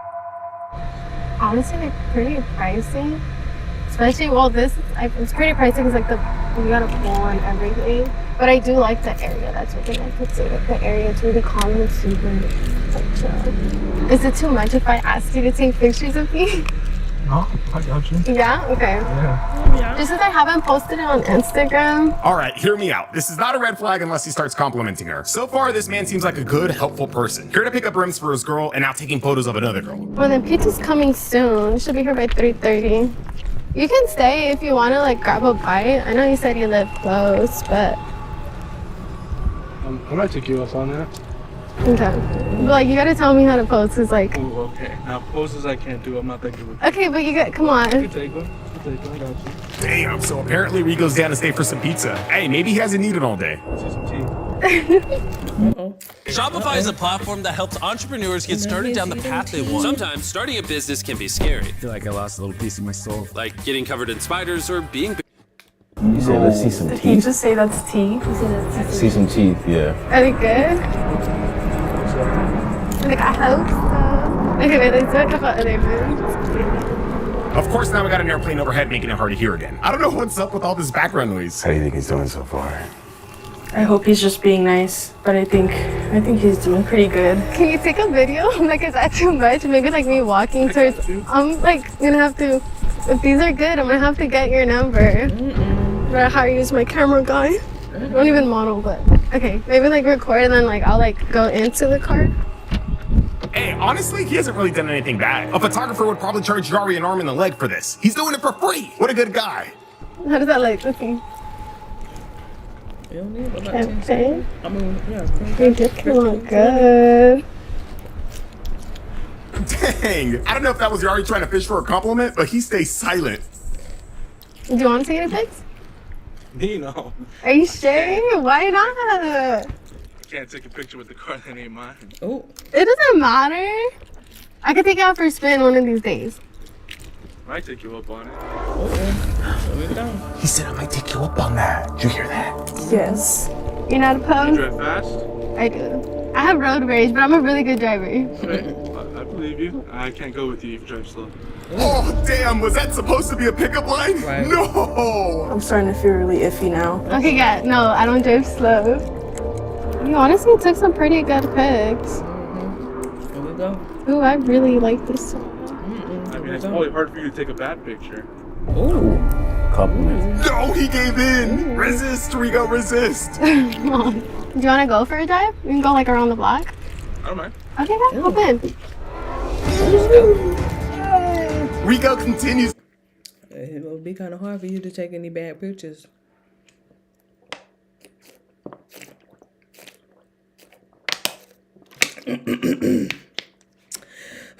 Here we go. Down the slippery slope. Mind your footing, brother. No. He's here to pick up rims. He was doing so well. Hopefully this man can get his head back in the game and pass. This is quick. What if she goes to the street that my car's on? Ooh, that was honestly a genuine concern. We parked Danny's car pretty far though. You gotta keep going straight down this intersection and then make a right. She turned left. She turned left. She's turned left. That was so close. Right. What do you think about that plan? Think about that. Because he already drove out of range, we weren't able to listen in live anymore. As always though, she's got a backup mic that's recording. Rigo might have had a couple slip-ups, but this man could still pass. It ain't over.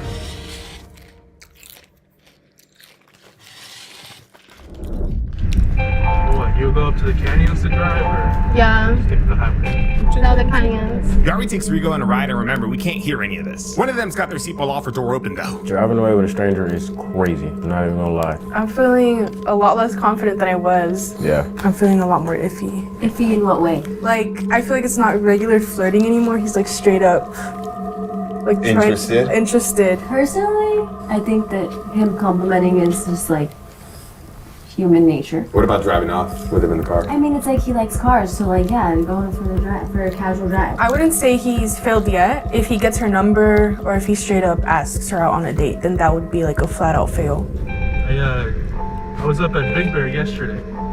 Oh, nice. At Big Bear It's yesterday. been a minute since I've gone to Big Bear. Honestly, I've been wanting to go. You might have to take me. On the weekend. I might just have to take you up on that. Okay. Got two separate cars. I need to arrange you up there, see if I can leave. How long have you been in your cars parked? I feel like on and off, if I'm being quite honest. No, it's the seatbelt. Oh, your door is open. It's. There you go. This thing's just too expensive. Damn, finally they turned that off. But was that already a fail? This man invited her to the mountains this weekend. He did say they gotta drive separate cars though, so is he just seeing it as a car hangout type of thing? I know I might be faster than you, Robert, but I want Okay, you probably. Okay, then you know what? Then I think you probably are. We'll have to see. I mean, I'm an old engineer, you're a new engineer. True. So we'll have to see if the new engineering makes up for it. We thought this would be a 5-minute wait, but it was taking much longer. You really like Porsche. So you gotta taste. I just feel like I like the way it feels. It feels very like luxurious. It drives smooth. It's fast. Oh. This man fires another compliment. Damn. You don't have nowhere to be. I feel like I'm kidnapping you. I'm so sorry. Damn, where they at? She's still driving around, I guess. All right, now I'm looking scared that they will go down the street that your car's at. The only way he'd be able to recognize it's my car is the badge that I have in the back, but I parked in front of the Tacoma. Right, there was another car parked right there. So this weekend? I mean, I should probably get your number before you make plans, right? Oh yeah. Should just let you tap up here, right? I don't know. I've always seen my friends do that. No, it's on because I have it connected to the car. It's 818. Holy moly! Yari starts giving this man her number in the car. She's gotta bring him back to the house so that Danny can hear. This was crazy. The power to save lives is within you. Donate plasma and get paid for your time. Wheatley, so good I'm drinking Wheatley. Wheatley, American vodka. It's my other. I'm so bad. Get your name. What's it? Daddy. If it goes to voicemail, I have my silence unknown callers. I always get so many spam calls and it's so annoying. I got it at 715. Is this a fail already? These two exchanged numbers and made plans.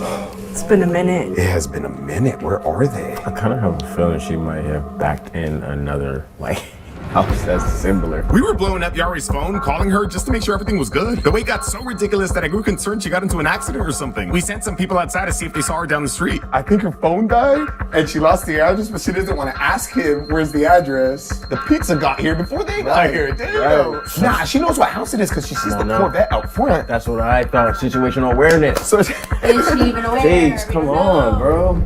Oh, but you got any hobbies? What do you do? Fun. I love to bake actually. I like to cook, but I love baking. Yeah, I have a sweet tooth. I love baking. What's your favorite thing? Recently, I've been baking a lot of churro cheesecake bites. Yeah. Yari was making some good conversation with them. It just sucked that Danny couldn't hear it. If you are down to go to Big Bear this weekend, you bake me something, I'll pick it down. I like that. That's pretty good for that. How long has it been since you got it? You bake me something and I'll pay for the cabin? Yari needs to bring this man back quick. This is why she wasn't getting our messages though. I muted all of my chats just in case I connect to the car. And I deleted the group chat too. An eternity later, Yari finally returned. Thankfully, everybody was okay, including the car. They're back. They're back. Do you like steak? That was actually pretty smart though. She knew she was gonna get him in the car and she knew she was gonna take him for a ride. So she was just kind of like, let me go ahead and mute all that because y'all will be blowing up my phone. That was smart. I ain't even gonna hold you. That was smart. They was nervous and they was blowing up your phone, but I'm glad that, you feel me? Like, I make a good steak, so. I make a good steak. Yari begins to park, and when her mic reconnects to our audio feed, this is one of the first things we hear. Text you over the weekend? Okay. But do you prefer it? Don't forget it. We could do something for He's asking her about her availability. She may have already got his contact information. They're getting off. Did she get his number? The way these two were talking definitely gave away that it was more than just a ride they went on. We got suspicious and felt Yari may have already made her move. Thank you. I'm telling you, I feel like Big Bear would be like so fun. I'm like kind of looking forward to that. They planned it or is she going? To top it off, then this happens. Oh, thank you. See, gentlemen. Wow. Get the door for you. Yeah, it was pretty obvious that Rigo had already failed in the car. I mean, you guys obviously already heard it, but we hadn't at the time. We're back. Hey. Stupid Leaf was blocking her shot. Yari walks Rigo over to the table though and offers him a slice of pizza. Crazy enough, this guy was hanging around. You guys thirsty? You want water or something? I can't drink, bro. I can't one. I start going one after the other. I text our chat for someone to tell Yari to come upstairs. At the time, we thought her phone was dead. I'll be back. I'm gonna use the restroom. Yari makes her way to the control room and begins explaining what you guys already heard. We made plans to go to Big Bear this weekend on Friday, and like he'll pay for the cabin, and he said it's. Yari gets us up to date, and Danya double checks that the number he gave her is really his. Oh yeah, that is his number. That's there. Yeah. And like he complimented me because I had him take pictures of me while I was like on the car. As we pulled up, that's when he told me, he's like, "Are you free this Friday?" And I was like, "Yeah, I'm free. We can find anything to do it this weekend." That's crazy because I know he don't got money for the cabin. Oh wow. Yeah, this wasn't his paycheck week. But how do you take that though? Do you think But that's crazy though. Like that's still. The intention behind it. Maybe isolate him and bring it up again. In the end, we decided to have Yari isolate Rigo one last time to really solidify his intentions. This way Danny could at least hear it, because as of right now, it's really just hearsay. Yari walks downstairs, grabs a slice of pizza, and eventually isolates Rigo. You wanna come outside? Like chill by the. That literally took no effort. That's crazy. If he really did invite her to Big Bear and said, I could get you a cabin, I mean, even if he doesn't have the money for it, how do you take that? I feel like this is failing right now. Yeah. I'm like, the pizza was worth waiting. No, seriously. Damn, he walked up to Yari saying was good with you. She could have kept building off that. Damn, missed opportunity. All good though, she's got this. Do you know how to swim? I do. Did they teach you how to swim, or did you like get pushed and learn that way? I got pushed in and learned. Okay. But I'm decent. I'm not a fast swimmer, but I'm a decent swimmer. That's how I learned too. My brother, actually, he's the one who pushed me into the pool. Unfortunately, Yari sits this guy down at a blind spot of our cameras. It's all good though, all we gotta do is listen in. I'm surprised how long he's chilling here. He's chilling. He's supposed to just be here to pick up rims, and he's chilling here this long still. Love that pizza. Oh, you work nights as well? Like besides what you do? What do you do? What else do you do? Right now, I'm just helping out my buddy over here at security for him. Yari makes small talk before bringing up what they were talking about in the car. Do you see yourself having kids like in the future when you get older? It was definitely first date type of small talk, which was crazy. We already knew this guy could talk though. Yari just had to solidify his intentions and see if he meant everything. Maybe even ask him if he has a girlfriend. Okay, so for sure this weekend?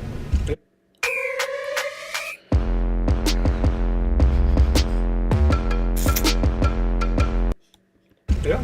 Friday? Here we go. I think this might be it. Okay. I remember, so I'll thank you.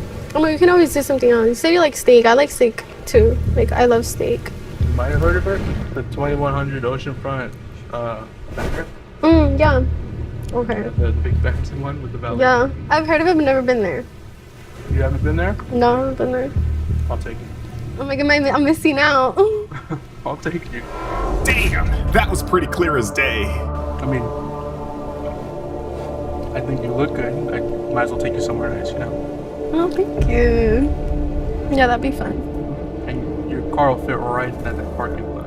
It'll blend in. Has this man even taken Danny to that expensive steakhouse? Maybe he has, but I'm willing to bet that he hasn't. Okay, I know you said drinking earlier, but you're the type to drink and like. I'll black out, bro. You'll black out? Do you mind if I like lay on your You're good. Okay. You're good. Yari lays on this man's lap. I know it's not like a kiss or nothing, but it's still physical touch. What's your go-to drink? Go-to? Yeah. I'm a whiskey guy. Here, Okay, yeah, there you go. Now I'm more comfortable. Thank you. But nah, I'm more of a whiskey guy. I gotta know, how bad is her laying her head on his lap? To me, it's pretty bad. Like I said, it's not full on intimate, but it can easily escalate. She practically already caressed his knee while he was readjusting. You? I like tequila. Tequila? But I also like beer too. I feel like either or. It depends. Okay. How you feeling, Daniel? I'm so mad. Oh yeah, you can tell. Look, she is seeing red. Damn. She's seeing red. I completely forgot about the rims. Look. I'm like really mad right now. Yeah. Yeah, like I feel like he already failed like a long time ago. He confirmed, he said, you're a pretty young woman. You deserve to be taken to a nice place. Right. Yeah. He wants to take her out. It's weird because I have a sweet tooth. Like I love sweets, but when it comes to drinking, I don't like for my alcohol to be sweet. So I don't really do like mixed drinks, like, you know, like Buzz Balls and stuff like that. Cocktails for me aren't the either. Like I kind of usually, if I get a cocktail, which I never do, usually like espresso martini or just a regular martini. I can't go on with that. I assume you guys have a lot of fun out here whenever you drink. Honestly, we do. Well, I have your number now, so you can like come over whenever. Invite me. Just let me know. I'll cycle. Damn, Rigo's a shooter at this point. My man's is down for whatever's. Well, I have to swim too, because I like swimming, so you're gonna have to swim. Even if you just put your feet in. Okay. I'm like, that's like my only condition, but you gotta put your feet in or something. What? I'll get in one. They'd made plans staying out twice, like in 2 different occasions. Yeah. And then that day. He made his intentions clear. That's why he's isolating with her right now. Gotta pack Buddy up and get him out of here. Too damn comfortable, too friendly. Come on, man. You got a whole woman. Sadly, I think the last thing Rigo was thinking about was his girl. What are you thinking, Danny? What's going through your mind? You think he failed? Definitely. Child, I hope he don't push her ass in that damn water when she come down the damn stairs. Yeah, it's a hard. Run and push her ass in the water. Oh, It's a hard feel. I just hope they don't kiss. You think they'll kiss at this point? I feel like it's like leading up. Pizza breath? Oh no. We gave it a couple minutes to see if Yari would try kissing him with pizza breath, but she didn't. It kind of seemed like they were gonna go cuddle in the hammock though. Do you want to get on the hammock? I'm honestly okay. I really want to go look at that Porsche. Okay, let's I need to see underneath the bonnet. Interestingly, Rigo wanted to go look under the Porsche's hood. Was he really trying to do that? Was he trying to get out of the situation, or was he trying to isolate Yari even more? Hold on, wait. Oh, I got a little dizzy. I got up to I hate when that happens. Yeah, I'm in New York. Yari ended up getting very lightheaded though, so I guess we'll never know. She was hurting bad. My head's like throbbing. Do you mind grabbing me my water? Yeah. I'm so sorry. Yeah, that one right there. My head's just pounding so bad. Oh. Yeah, we gotta hurry. Yeah. Okay. If you consider this a fail, would you want to go out and talk to him? Confront him? Yeah, I'm gonna confront him about it. Yeah. Do you know what you want to say? I think I'm just gonna ask, why'd you say no when I wanted to go to Big Bear with you, but you're asking her to go with you this weekend? I feel like he didn't start it off so bad, but once the flirt kept going, confronted. Too bad for him. That car's under my name. He's leaving in an Uber. Damn, he came here in Dania's car? Because I also have like low blood pressure too. Because I don't want to get up like just so right away because like my head's throbbing so bad. I could see this test going into a day 2, but at the same time, Rigo was going all test. He was for sure gonna show up. That could have just been her way of saying abort mission, mayday. It's just the worst fail. There's no point in putting Dania or Rigo through that. But go get those talkies, because you guys already know. This shit's gonna be good. Yes, indeed. Where are the rims at? Where are the rims? They're over there. Why are you sitting over here? They told me you were waiting for the hood for your Miata. Okay, but we just saw everything. On what? You let her lay on your knees. You also said you were making plans to go to Big Bear. I was okay yesterday. I put all the time. You know. Yeah, but I asked you if I could go with you. You were like, no. Why can't I? No. No, for this weekend. I didn't have plans this weekend. Well, you just made plans with her. Why they got the camera all in her booty like that? Hey Roy, welcome to Total Wine and More. What you looking for? Rachel, I'm here to expand my wine She horizons. going easy on him.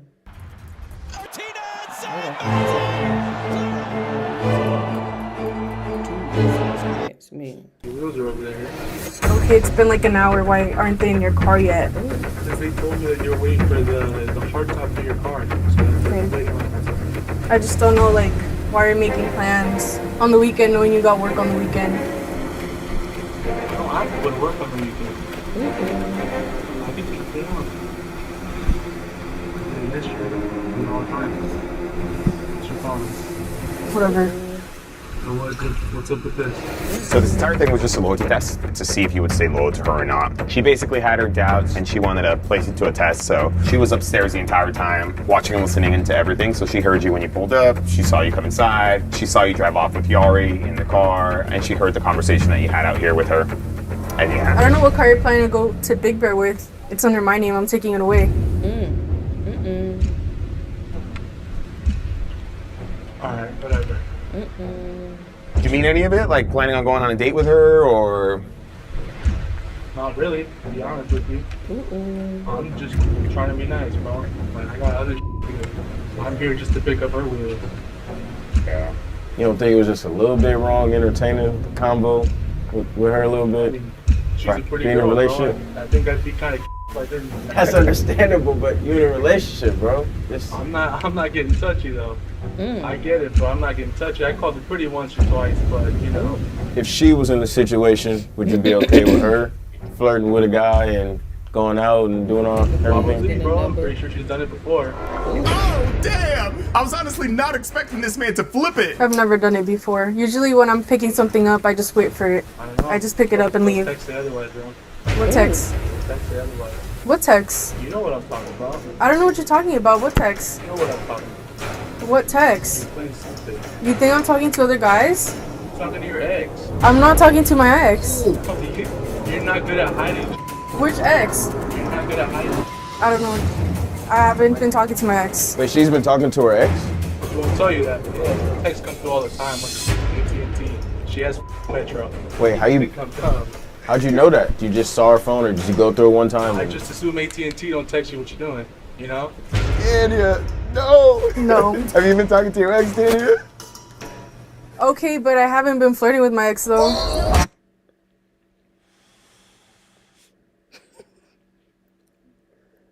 I called it.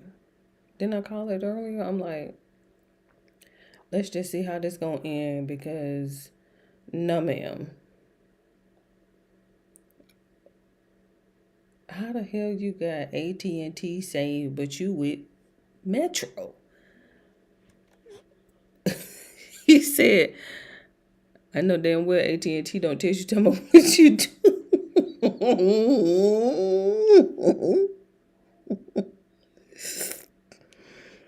He said, I know damn well AT&T don't tell you tell me, hey, what you doing? I'm here for it. I've been talking to your ex. No, Bro, damn it. it's a double standard. Okay, but the difference is. Wait, but she said that you've been talking to your ex too. So is this like the dynamic of y'all relationship? Like y'all kind of have an open relationship, or I don't think are so. y'all monogamous? As far as I was, we're monogamous, but That's you want to play monogamy? around, I'll play around. That's not monogamy, bro. So was She got she talking to her ex first, what you found out, and then that kind of led to? I don't know, bro. It was a while ago. I just felt like getting back at her today. Ooh. Okay. Wait, she said you've gotten from your exes? That happened, bro. Damn. But you asked. So if this were real, let's just say it were real, and you went home today, and she hit you up to kick it this weekend, would you have gone through with it? Probably. Damn. I don't know. It makes me feel kind of stupid. I mean, I help him out a lot. I make him food. I make him lunch. Does that like not mean anything to you, or? I pay for everything else. Like, you don't go ahead and say I spent $2,000 to get your car fixed either. Like, Okay, but money doesn't mean what anything. expensive things do you pay for?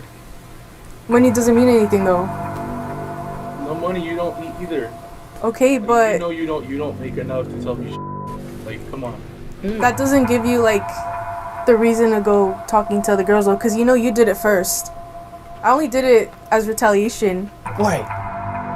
She hit me up first. You didn't see me out here trying to get making advances on the girls though, did you? Okay, she hit you up first, but why would you text back? You just block her.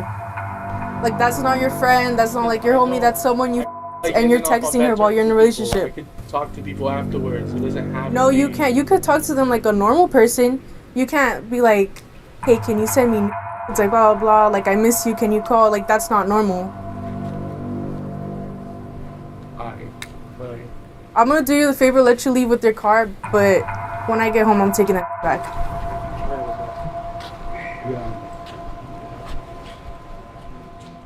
I'm gonna be honest, I am at a loss for words. I don't even know what to say. I was at a loss for words too. I'm glad he said that because I was completely at a loss for words. I'm like, I think I was at a loss for words at the beginning when we started. What she said, somebody came up and bit a ham and cheese sandwich out his mouth. Now, it's no shade, little booty, but or no booty. I don't know what's going on with that little booty, y'all. Look, in them Levi's. Man, buy them smaller. Look at that little booty. Who is eating ham and cheese? Is there even a good guy, bad guy here? I mean, it seemed like there was no relationship. At the end of the day, two wrongs don't make a right. That was a shock. I honestly feel like we could have been helping Dania or Rigo today. It just so happened to be Dania that filled out our submission form. Not saying she's in the wrong, but at the same time, he's also in the same exact position as her. Are you okay? Yeah. You sure? Yeah. I'm sure, yeah. Okay, when's the last time you talked to your ex? Okay, that was like an ex, but that was like, I think a week after I caught him texting his ex. Which was for how the long second ago? time. Like 3 months ago, 4 months ago. You guys think you guys are gonna talk about it, work things out? Be honest. I don't know, because I don't know what if like this wasn't a test, he would take it to the next level, you He know? literally admitted that he would have. Yeah, like what's the point? Like we're not gonna be comfortable. What's the point of being together? I mean, he's a sweet guy. He's paid like. Because y'all gonna be tit for tat, tit for tat, tit for tat. Y'all might as well just let it go, let it go, let it go. All that tit for tat shit. Let it go. $1,000 to fix up my car, but if that's what's going on in the background, right? And I mean, I don't know what's. Oh, look at this artwork in the back. Y'all almost missed it. That's the top. That's all I can see. Okay, artwork. I see you. Let me hurry up and get on. I'm ready to. What's the point of keeping this relationship going? I think that if you want to work things out, I mean, that's up to you, but... This was straight tit for tat. Yeah. I just said that. I'm like, y'all need to let that tit for tat stuff go. I'm gonna text my ex. No, I'm gonna text my ex. Oh my God. Be adults and go y'all separate ways. Oh yeah. You know we're gonna put the pedal to the metal on that one.